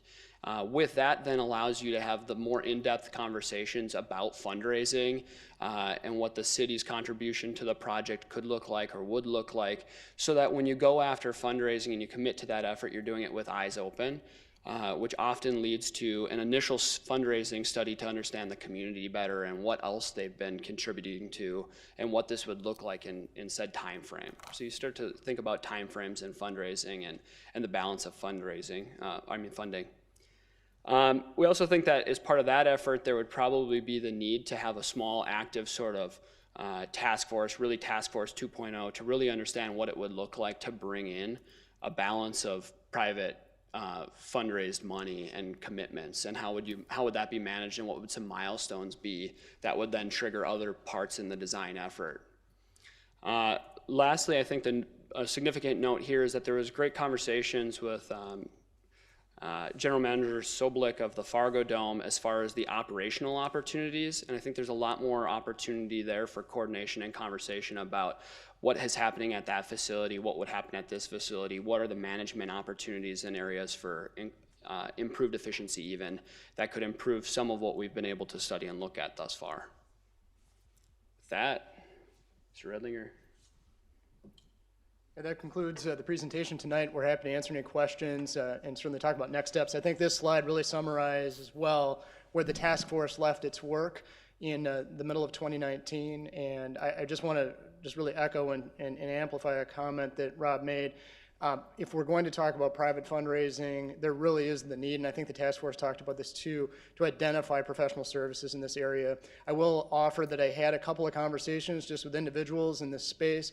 This is a really specialized niche area of consultancy, and it was very difficult to find people actually that were interested in taking even the phone call to have an exploratory conversation because it's a highly competitive market, and there's a lot of on-the-ground analysis that they would need to develop and then come out and do some survey work and try identify with that capacity and assess the opportunity here. But that would be a logical next step if the commission at a policy level wanted to proceed with the next level of feasibility analysis. I think there still is more feasibility work to be done for this to really get off the ground. You're not to pre-design yet, you're not to looking at a facility and what it actually looks like, but rather still what the budget and the targets look like for revenues as well as your fundraising goals.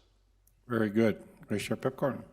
Oh, I think thank you. That was a great presentation, and Commissioner Strand and I were the co-chairs of that. That was a very good committee, and I guess to me, what you talk about going forward is I think it'd be a different committee than what was there before, because I think it will be a different kind of chapter, and I think kind of the next step is to decide whether we as a group, to me it's an RFP for this group, and Commissioner Grinberg is more familiar with that than we are, but I think we have to have somebody that's their specialty to find out if our community and our region has the appetite to raise it, because that number is higher than I had hoped it would be, unfortunately, but on the flip side, I would much rather have accurate numbers and not come back and say, you know what, we apologize, but it's not even close. And then one more thing I want to add, if you don't mind.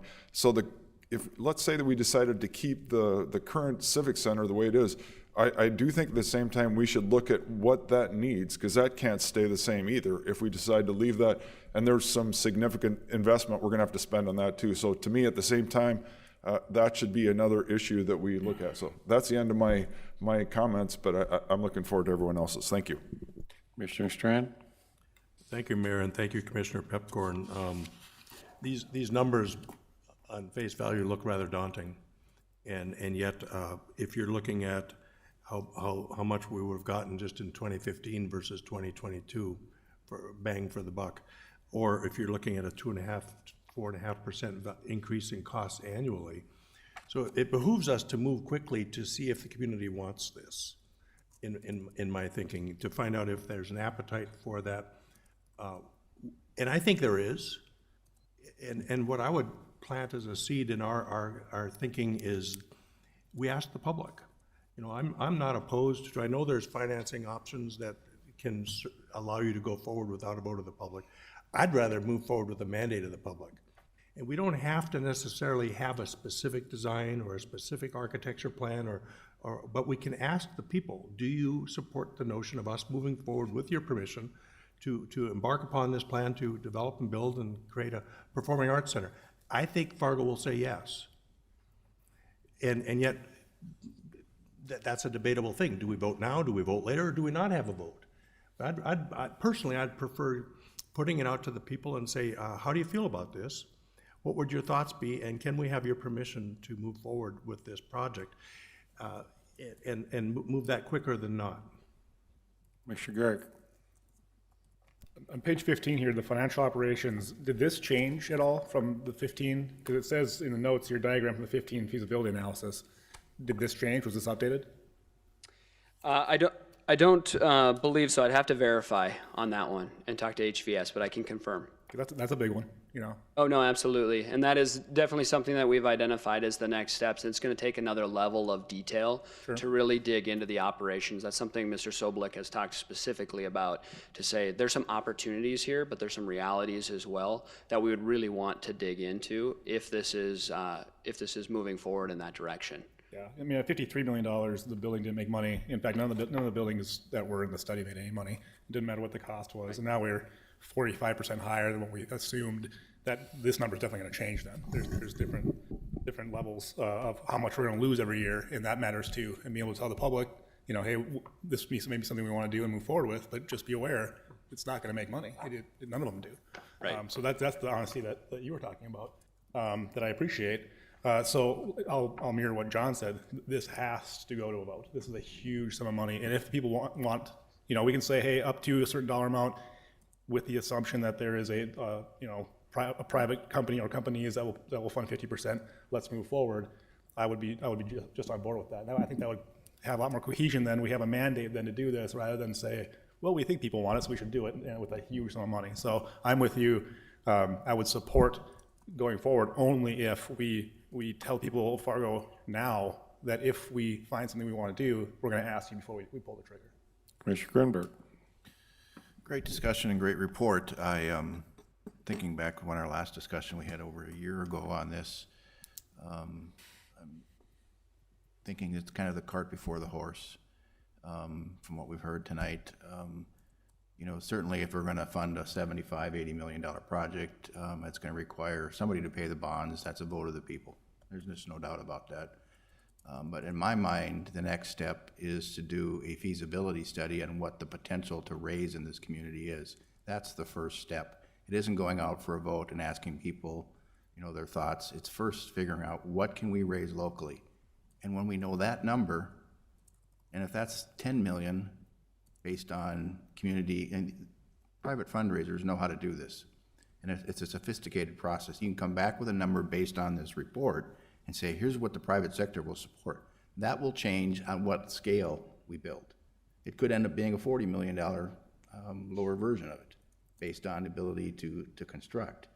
So, you know, I think we need to go forward in a fashion to explore the market and engage the local community, and that should be done through a private fundraising consultant to really do the analysis and come back and say, and it might take 6 months, it might cost $100,000, but they're going to say, here's what we believe you can raise, because people have told us that. And those conversations generally are done confidentially with business owner A and business owner B to get to a number. So in my mind, that has to happen before we do anything else. Can I have a motion to receive and file, please?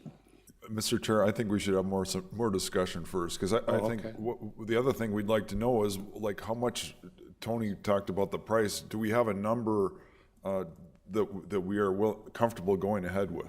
Because to me, that's the bottom line. I agree with Commissioner Grinberg, that's the next step, but I think we should know what's the number. Do you know what I mean? Can you give us that as an unknown commodity, or what's your answer? There's an open-ended. Yeah, I was going to say, I think that's going to take some further discussion, but I do agree. I think that is the absolute right direction. I did have a chance to just look back at this to answer Commissioner Garrick's. These are the escalator, these are the increased values for the 2020 operating and then the stabilized. And we can continue the discussion on that. As far as the number goes, I think you have a good information on the number, and I agree with Commissioner Grinberg's kind of analysis, that being able to go and understand the appetite of the community. I do think there's an active conversation that doesn't necessarily need to be fixed, but there should be some sort of understanding of what the city commitment may look like, or what that mechanism at least would be, so that when that fundraising consultant were to go out and host those interviews, they would be doing that with an understanding of what the formula for the total equation could look like to have those really open, candid conversations. But you're spot on exactly how they would handle that, and exactly how they could come back and say, this is what we think the appetite is. They may come back and say there's 15 million out there with the other things that are happening in the community. That's the big thing, is they're going to go study what else is being fundraised right now and over the next 5 to 10 years to really understand what that looks like. Mr. Chairman, and I Mr. Grinberg. slightly different approach to that. I would be uncomfortable voting on setting a budget and the city's gonna commit to this, but first. See what the appetite This is. needs, the fundraising experts know how to approach something that they can come back with a number based on what the people were, here's what we're willing to do, and that tallies up to this. And then that presents the challenge for the city to decide how to go forward. But until the private sector speaks and the community has a weigh in on what they're willing to pony up, it's kind of counterintuitive to me to start the other way.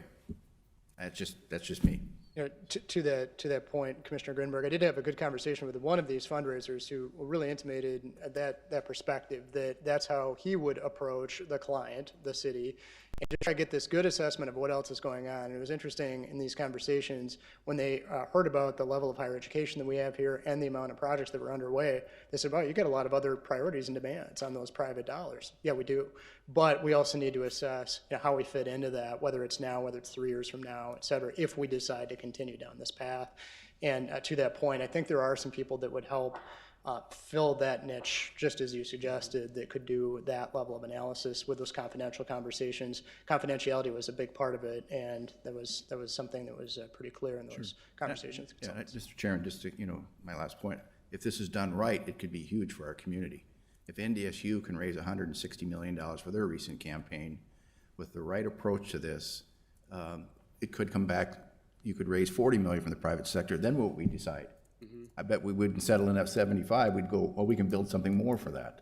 You know, I mean, I can just almost speculate how that conversation would go. But anyway, that would be my takes. And most of the things, once we have to decide as a city what to do, might require a vote of the people. If you do a lodging tax or you do a liquor and food tax, that oftentimes will involve the community voting on it. But it's good to see what the private appetite is to see where we may have to go. Commissioner Gary. And I don't disagree with Tony's next step. In order to take that next step, I need two things. You know, I'm okay with moving forward if we promise the people of Fargo here today that we will go at a minimum 50-50, private sector, public sector, on the project. Hopefully we get 40 and we only have to put in 10 as a city, then we get to have our project. And that we all agree that this must go to other people in order to approve whatever dollar amount we put on it for that. So if I get those two things, I'm willing to see what the next step is, see if we can raise money, and then if we can, then fine, we'll keep going forward. If not, we know it's dead and we'll stop there. But the people need reassurance that we will not be footing the majority of this bill, and that they will have a say no matter what the math breaks out to be. At the end of the day, they will have the last say we either do or don't want this in a majority vote of the entire city of Fargo. Mr. Chair, I just got a couple things. First of all, I think one of the things I said at the beginning was it has to break even or make money. To me, we still have some sharpening, because right now it shows that it's not gonna, and so to me, we have to revisit that. That's the first thing. And a long time ago, we talked about 50-50 at least. And so I think those are very reasonable requests. The whole saying it's gonna go to a vote, I don't think we're there yet, though. Because I mean, I think that's a good thing to keep, but I think that's to tie ourselves to that, I don't know if that's necessary at this point. Because the other thing is, I don't want us to think too small. We're just thinking about this is a regional performing arts. This isn't just going to be Fargo and 3 blocks. Everybody within 3 blocks has to pony up. The state of North Dakota might contribute a lot of money. The region performing arts, there might be lots of private people that want to support this that aren't even in Fargo. Do you know what I mean? So I agree with what you said, Commissioner Gehrig, but I just think you got to be careful that you make promises now. I don't know if we're at that point yet. So I'm very much in favor of, to me, the next step is to hire somebody that's a professional in this to find out what's our appetite. I think that's the next step. But I do think we also need to know how much is that going to cost. And to me, it's kind of a moving number. So Mike, can you tell us, is there some way you can come back to us and say whether we do an RFP and come back and find out? Because I think that would help us. Yeah, I absolutely would be happy to do that. I think an RFP would serve the city well in this regard because the models are very different. Some of these consultants are working on a professional engagement fee. Others are working on a commission basis based on dollars raised.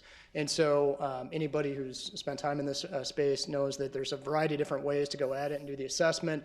But I think in this case, we would ask for an RFP and responses that said, here's a fixed professional engagement fee for this amount of work for the assessment before launching a campaign. The campaigns then, in talking to Rob too, can look very different with commission-based and fee-based models. But I think for this, we could certainly put something together to try see who is out there. The conversations were good, but I think a lot of people had the same questions, just which was, tell us more about your major and capital gifts and what's their capacity, and we didn't have that answer. Now can I have a motion? Did we have it? Do we have that? No, Dave said more discussion. Well, I'll make the motion, but I just want to make sure that, what I would be in favor of, I also want to make sure we're all on this. Well, one is receive and file, so all that does is receive and file, but then the second part is what's the next step. So I think you have started to talk about next step as an RFP that Mike will bring back and give us the cost. If this is just receive and file, I'll be happy to make that motion. There's a second. Just to receive and file it? Yep. Yes. Second. You got it good. Any discussion on that? Receive and file? Roll call vote, please. Pepcorn? Aye. Gehrig? Yes. Grinberg? Aye. Strand? Yes. Mahoney? Nice.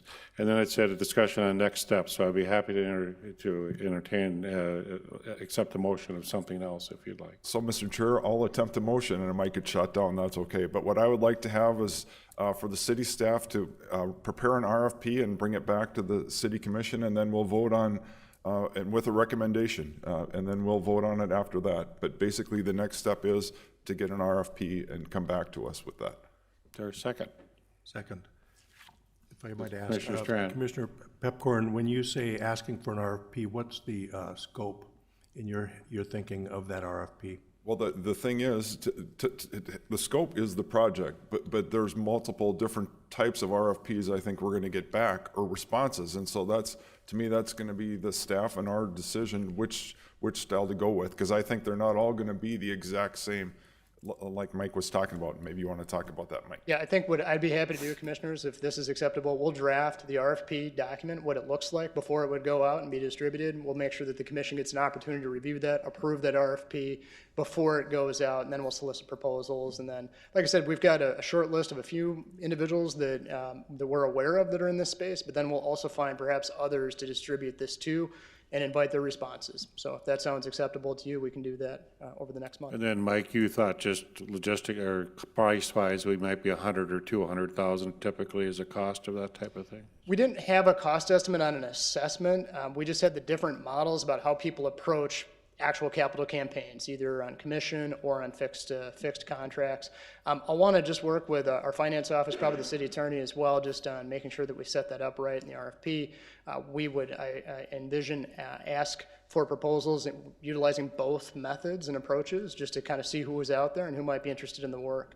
So if that's acceptable, we'd be happy to get something put together. Mr. Grinberg. Chairman, there's one company I know in mind that's worked in Fargo before and all across the nation, and you're probably talking a 4 to 6 month feasibility analysis at 15 to 20,000 a month, give or take, and expenses. I mean, that's just one example, but I think you could do this for under 100,000 to figure out what the market is about. Okay. Any other discussion? That's good. That's good. Roll call vote. Pepcorn? Aye. Strand? Yes. Gehrig? No. Grinberg? Aye. Mahoney? Aye. We'll take a 5-minute break and come back at 4:53, I guess.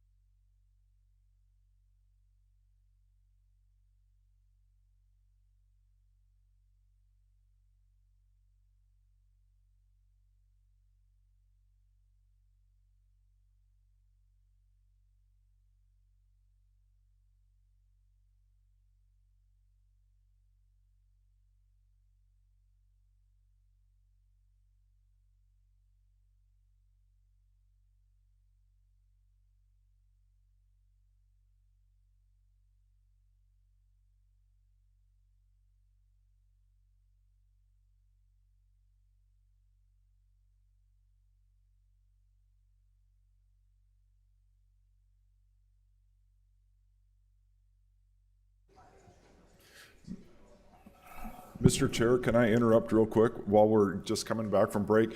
I was at the Fargo Dome event on Saturday. It was country music, and they switched some of the men's bathrooms to women's bathrooms. So we had a lot of compliments on the bathroom situation. So I would just wanted to compliment Rob, and it was a very good concert. There was a lot of people there, and I was at the last concert where they set the per caps record, which is I don't want to say this, but alcohol consumption.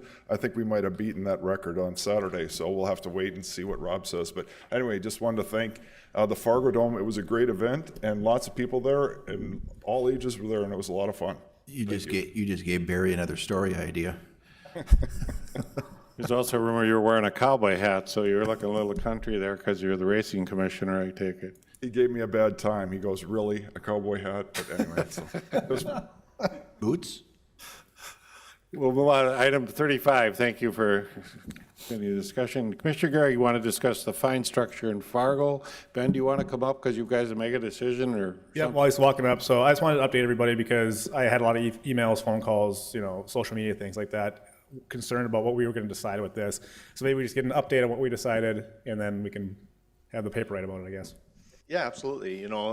During the brown bag, we discussed, what kind of fine structure. And when I threw that slide out there, I didn't make it very clear that I was throwing that out there for feedback.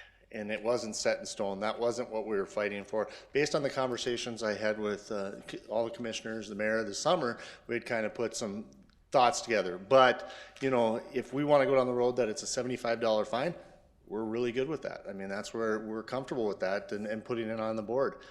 We just need to get something started and something moving forward, and that's what we're about in this aspect of this parking restrictions and stuff. Now, does it have the teeth or what we've seen across the country? No, but it's a start. Very good. So you listened to the commissioners, you came up with a good fee, and if that's okay, any comments on it, Commissioner Grinder? Yeah, weren't you coming back with a comprehensive package to look at all of this versus piecemealing it? Yes, we're doing that. This was something that Commissioner Gary put on the agenda. So we're not doing anything tonight? No action? Is that? No action. Okay. He just heard a lot in social feedback and wanted to get it back on for discussion, I assume. Sure. And Okay. just he likes our city to be responsive, and apparently we are. Yep, and Nancy and I are going to start working heavily on this week, and so it was something that came up with Commissioner Garrick, and so it was good to get it out in front and discuss it. Appreciate it. Thank you. Thank you. Very good. Item 36, Commissioner Gregg also has an ordinance question about needing to allow windmills or turbines as accessory use in single-family or multifamily zoning. And you've talked to Eric Johnson about it. Commissioner Gregg, you want to explain? Yeah, so along with getting phone calls about fines in the winter, also got contacted by some folks who, green energy, and they want to see, what we can or can't do. Some people lament that, the government should be more involved in pushing green energy and, how can we force people to do it, basically, which is the feeling that I get. Well, the first question I had was, what barriers do we have in place for people to utilize green energy with their homes or businesses? And apparently there are substantial barriers for that. For example, in the letter you'll see we have noise ordinances, of course, like all cities do, but that would preclude any kind of use of a wind turbine because they do produce noise. Also, we have height restrictions for homes and other buildings. And in some cases, these turbines would be too tall for the existing ordinances. So I asked Eric to look into those things for me and see where there are barriers, see where we are precluded from using these things. And, do I think that there's going to be a wind turbine at everybody's home? Probably not. But even myself, the biggest reason I was interested in this is because I looked into it myself for my own home because, I'd like to save a few bucks. That'd be fun. That'd be a nice thing to do. Or business owners, if you have an apartment complex, things like that. So we can utilize green energy. We can do it in a free market way instead of the government forcing it to happen. So we need to get out of the way in some regards. So what I've asked her to do is look at the certain codes in our LDC. And then I'm asking that we take this up with the Planning Commission. You guys are doing a review anyway, my understanding. And so I just want to have a vote to say, yep, you will look at this specifically and see if it's something we want to address in our LDC going. Okay, Commissioner Pepcorn. So, Mr. Chair, I strongly oppose wind turbines. The last thing I want to see in all of my neighbors' backyards is frickin' wind turbines. To some people, they might be beautiful. That just looks like clutter. And literally, if they can all build wind turbines, that's your backyards full of wind turbines. That's ridiculous. If you want a wind turbine, we have all of North Dakota, rural North Dakota. Knock yourself out. But to have those fill up the city of Fargo, it's an eyesore. It's pollution, eye pollution. And then on top of that, they kill birds. How's that for a bonus? And if you don't, look at the research. So to me, this is totally unnecessary. Wind turbines in the city of Fargo. I don't believe we should waste our city staff doing this. Thank you. I think Grinberg, you had a hand up, or? Yeah, I tend to agree with Commissioner Pepcorn that, we don't want wind towers pulling up all over the neighborhoods in town, but that'd be my opinion, but public will weigh in on that, I guess. But, given the fact that we're gonna redo our land development code, it's probably a good thing just to look into the details, so I'm not opposed to it. But an ordinance coming back to allow for wind turbines when they're generally not economically viable based on wind energy, based on the big mega towers. There's a lot of government subsidies to go to make that happen, and so I'm not opposed to having a review of it, but very unlikely I'd vote to put it into an ordinance to allow it. Mr. Strand. Certainly. Thank you, Commissioner Garrick, for bringing this up. I think when we're looking forward to looking at our land development code and our neighborhoods, we're studying neighborhoods as well. It's a good time to put this on the table and find out what the people think. I don't want to know or think I know where they're at. I'm guessing we'll learn from folks, and I'll learn if birds get killed or not with wind turbines. I'll find that out. But I'm all for studying and learning while we're moving forward with these strategic plans anyway. Probably also want to think about looking at solar, Tony, so you might as well bring up anything that somebody might do in their homes. California has some rules sometimes that you have to have solar, so I don't think you're asking us to intervene and tell people what they have to do, but I do think you just want to study the ordinance and land ordinance and look at those things and see feasible and or what the neighbors really want. So, and also, I still want to preclude us, right? I don't believe for a minute that there's going to be 200 of these things popping up in the city of Fargo in the next 10 years. I really don't think that, because to your point, right now they're not economically feasible for home use. However, the technology's come a long way in a relatively short period of time. Additionally, who am I to decide if you want to do it or not? If you want to do that and feel good about it, then that's awesome, because quite frankly, I kind of want to do it. So was there a suggested motion in the packet? Will you read it for me? I don't have it in front of me. Sure. It's, I move to authorize city staff, led by the planning department, to study installation of wind turbines on residential zone properties and to identify such amendments to city ordinances, including text amendments to the city land development code as may be necessary or appropriate. Again, you've got noise ordinances that are outside the land development code, so it might be multidisciplinary in nature. I will make that motion. Make that motion. Is there a second? Second.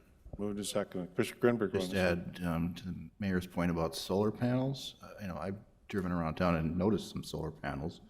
Is that also part of this review? Currently, there's nothing that I'm aware of that precludes solar panels on home. So what brought this to my attention was someone who currently uses solar panels was interested in using both and seeing if it would be more economical or more useful to do with both. Sun doesn't always shine, wind doesn't always blow, maybe together they can be economical. Mr. Strand. Thank you, Mayor. One other topic I'll add to this discussion is climate issues, climate action. We don't know where we're all going to be in 10, 15, 20 years from now. And there's an intense conversation out there in our community and around the world to do everything we can to be more green and to be less dependent on fossil fuels and to reduce our impacts on the climate.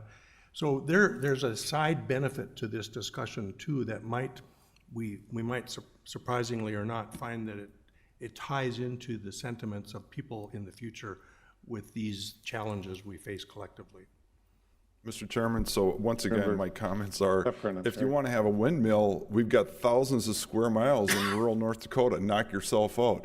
I don't want to look out my backyard and see a bunch of frickin' windmills. I don't want my next door neighbor to have a gun shop, and I don't want him to have a... How about chickens? I'm a simple guy. But it's just, come on. I mean, it's clutter. What are we trying to do? We're trying to get less. I don't want to look at other people's junk. And that's what this is. So I'm going to buy the house next to you. I'm going to have a chicken coop, have a gun store, I'm going to have a wind turbine. You can do about roll call vote, please. Oh, it's good. Garrick? Yes. Strand? Yes. Grinberg? Aye. Pepcorn? No. Mahoney? Aye. Item 6, authorize engineering to complete the final design recommended alignments as presented and complete the necessary full and partial property acquisitions presented in projects FM 19A, FM 19B, FM 19C, and FM 19E. Just mind, this is an alignment study now. It's not the final project. Yes, good evening, Mayor and Commissioners. We are here tonight to further discussion we had with you guys a couple weeks ago at your recent brown bag. Mike Love with Houston Engineering is here again to help us out through this presentation. So as you may recall, here are the kind of 4 items we discussed at the last brown bag meeting. We're not going to go through detail of all these items due to the brown bag meeting. Instead, we're really going to concentrate just on the additional in-town projects required at 37 feet due to the changes in the diversion plan operations. So as you guys recall, the diversion was originally being designed off of operation of allowing 35 feet through town on a 100-year event. With the Plan B that the Diversion Authority has now moving forward with, the flow through towns is now planned to be 37 feet with a 100-year event. With those changes, we have 5 additional neighborhoods that we need to now construct levees that we originally not had planned for. These were not these areas were not ones that we were contemplating any levees in previously. Tonight we are going to discuss just the Riverwood area, the Royal Oaks, Woodcrest, and Elm Circle. Oak Grove, we're still working on some design aspects there, and we'll come to a future meeting and discuss that project with you. With that, I will turn it over to Mike. Thank you. I'm going to try to go through these quickly here because of the time, but so we're going to start on the north end and work our way south. So first area was Riverwood. Just quickly, the original Plan B concept plan called for 6 property acquisitions, 1 easement, and then construction of a levee. The property acquisitions are shown in red on there. This is the recommended plan that we showed at the brown bag. Still no change to the number of acquisitions, and the number of easements went from 1 to 3. So this alignment consists of the green area, which would be a earth levee constructed River Stage 44. There'd be a new storm pump station that would be installed that would handle the internal drainage from snow melt and rainfall events. This little kind of clouded area down there, so if you can see along the road, there's a nice tree grove that was planted as kind of a buffer for the neighborhood. Since we'll be disturbing part of that, we'll be looking to try to reestablish that. There's a bike trail that comes up from under the bridge. We'll be impacting that slightly, so we'll have to do some realignment on that. And then the red area is, like we talked about at the brown bag, the slope and loading area. And just kind of a quick recap, so what that is just excavated material from the slope to reduce the weight on the bank to allow us to build the project. If we didn't have that, do that slope unloading, the levee alignment would have to be shifted further west, which would impact the cul-de-sacs and potentially additional homes. Royal Oaks. This one, the original plan was to have, for 12 property acquisitions, 2 of those were vacant lots, construction of a levee, and then relocation of the cul-de-sac. So the recommended project alignment is very similar to the conceptual alignment. Same thing, earth levee constructed River Stage 44. Relocation of the cul-de-sac, the only thing that changed is we got to do more of the slope unloading to get it to work. Woodcrest. This project, in 2014, there were 6 properties that the city acquired. They're shown in yellow on that map. This plan would require an additional 4 acquisitions, 5 easements, and then would consist of constructing earth levee and relocation of a storm pump station. So the thing that changed here, it's probably hard to see in here. I'll try to use the mouse, but there we go. So we, the concept plan called for 4 additional property acquisitions. We were able to adjust the alignment to push it from where the homes were to the rear yards. So that eliminated the need for 3 property acquisitions. There's still 1 property acquisition in this location that's needed because we just couldn't get around the corner. and we need it for the lift station. So that's kind of the change in the alignment. And then we also extended it further to the north to tie into existing flood protection up by Park Lane. So again, this consists of an earth levee, constructed River Stage 44. There's an existing pump station down by the VA that'll be abandoned, and also an existing outfall up by Park Lane that'll be abandoned. We'll install a new storm sewer that collects all that drainage, brings it to one location, and then install a new pump station to handle that, to try to eliminate additional closures. Excuse me. Royal Oaks, or sorry, Elm Circle. This one had, the original plan was for 4 property acquisitions and then the construction of the levee where those homes were. We were able to revise this alignment as well, push it to the rear yards, save 3 of the 4 homes. The one home, which is in this location, there's a detached garage here that gets impacted. The city was able to acquire that one. The plan is to remove the garage, and then the home will stay and could be resold.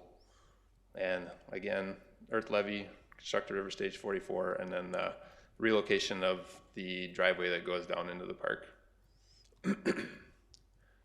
This is the cost slide that we showed at the brown bag with the addition of the last column here. So this was, the second column was the estimated cost based on the concept plan for these 4 areas. When we did the brown bag, we had a revised estimate based on the recommended alignment, and that had a 30% contingency on it. Commissioner Greenberg requested that we take a little closer look at that, so we did, and we felt that the level of detail in our estimate was sufficient to reduce the contingency down by 10%, so down to 20%, which resulted in a decrease of about $1 million.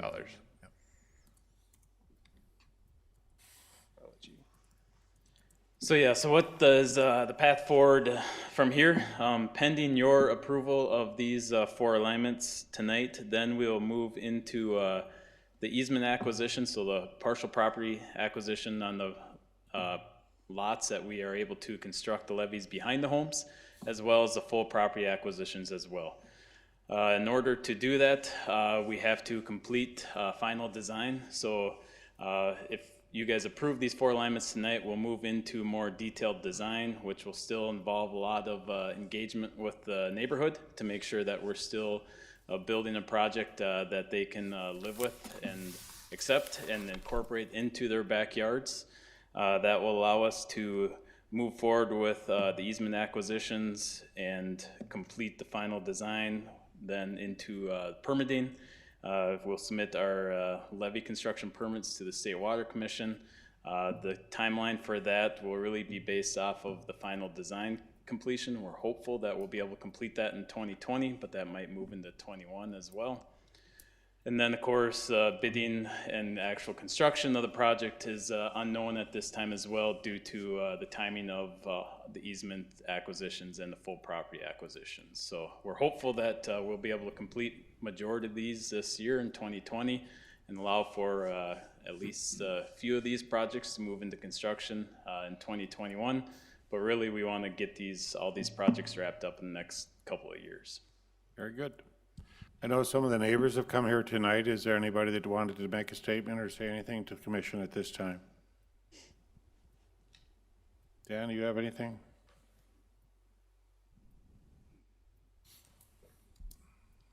Mayor Mahoney, other commissioners, good evening. My name is Dan Boydie. I'm an attorney with the Boydie Law Firm in Fargo.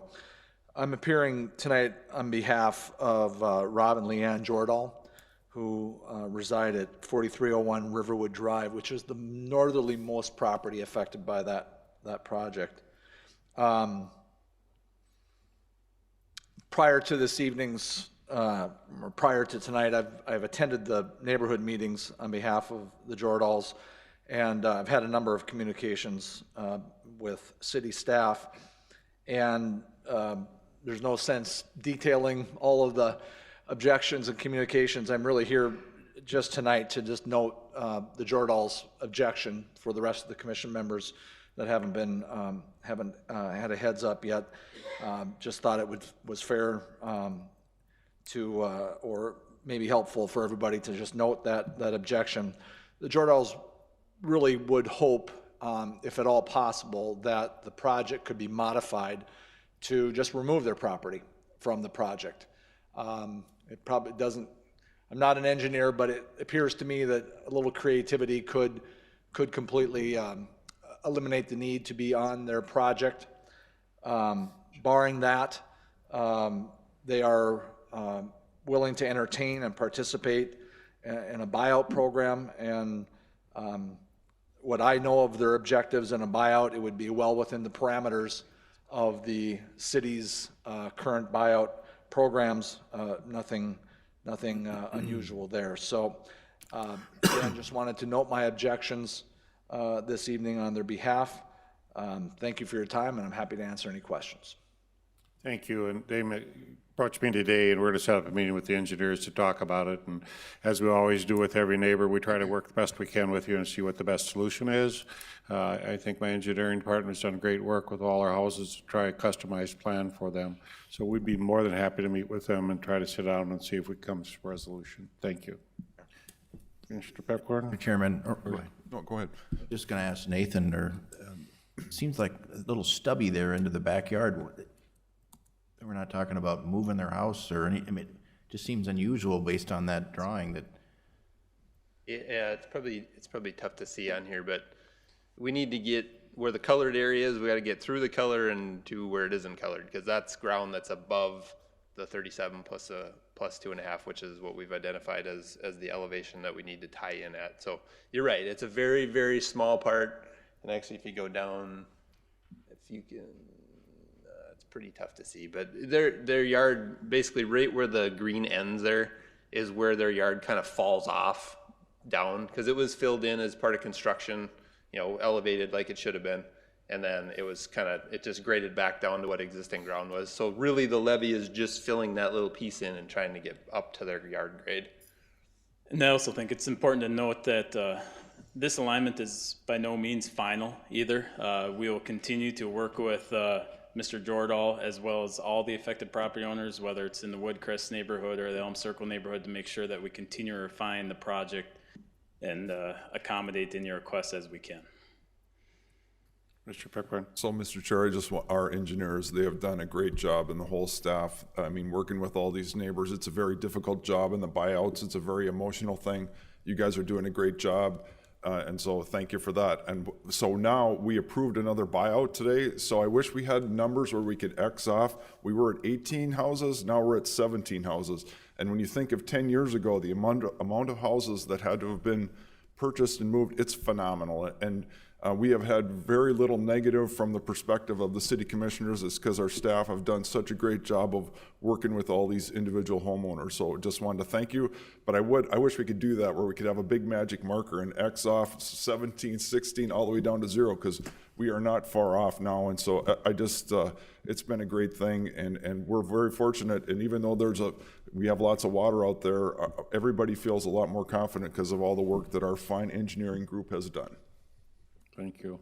I think a lot of the gratitude also needs to be given to the property owners that are being affected by this as well. We've affected a lot of property owners throughout town, and unfortunately we're affecting additional ones as well, but we're building good projects that will allow us to hopefully not have to have emergency floodplains that we're looking at this upcoming spring.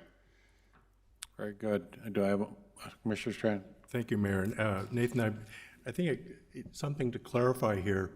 When you're referring to Plan B, you're talking about the governor's task force and the results that came out of that, where we went from, with the diversion, when and if it gets in place, 35 feet through town, and it was raised up to 37 feet through town, if the diversion gets into place. Correct. That's what we need to all remember, is that we don't have a diversion yet. We aren't protected past up to 41 feet. That's where so we need to remember this is a process and going toward getting that ultimate protection of the diversion, but we're several years away from that. Yeah. So I'm concerned that the public, we don't give mixed messages that 37 feet is all we need to plan for, Because it isn't. That's if we get the diversion. Yeah, no, you're absolutely right. These projects are being developed, I would say, kind of in two-part. First is, if we're able to complete, say, the Riverwood addition this upcoming summer, if we had the spring flood fight next year, that's less areas that we'd be looking to complete emergency measures on next year. But we know that there is a flood that's larger than what we can build in town for, and that's why we're proposing diversion as well. And all these in-town projects will complement or work in conjunction with the diversion to provide us that 100-year certifiable protection for our community. And we just had a tabletop exercise in a flood event of 41 feet, John, and we'd need 1 million sandbags. So we've come down considerably from what we used to need or have to have in the community. But we still know that's not enough. You have some trap bags that you're going to put out, some different things we would have to do to a flood event that size. So concur with you that we need to continue to work on that diversion. Do I have a motion, please? Suggest the motion. Second. Second. Second. Any other discussion? Thank you for your report. Thank you for neighbors coming in and seeing what's going on. Roll call vote, please. Gehrig? Yes. Grinberg? Pepcorn? Aye. Strand? Yes. Mahoney? Aye. Any other business? John, any birthdays we got going or anything? Well, I guess there's a few, but Michael Redlinger just had one. Diana Bauman's going to have one. I'm not sure who else. Off the top of my head. Lincoln. Lincoln. Kimber? I'm sorry. Motion to adjourn? Sorry, I meant Kimber. Yeah. The 19th. I'm Motion to sorry. adjourn. Second? All those in favor to adjourn, say adjourn. Aye. Aye, thank you.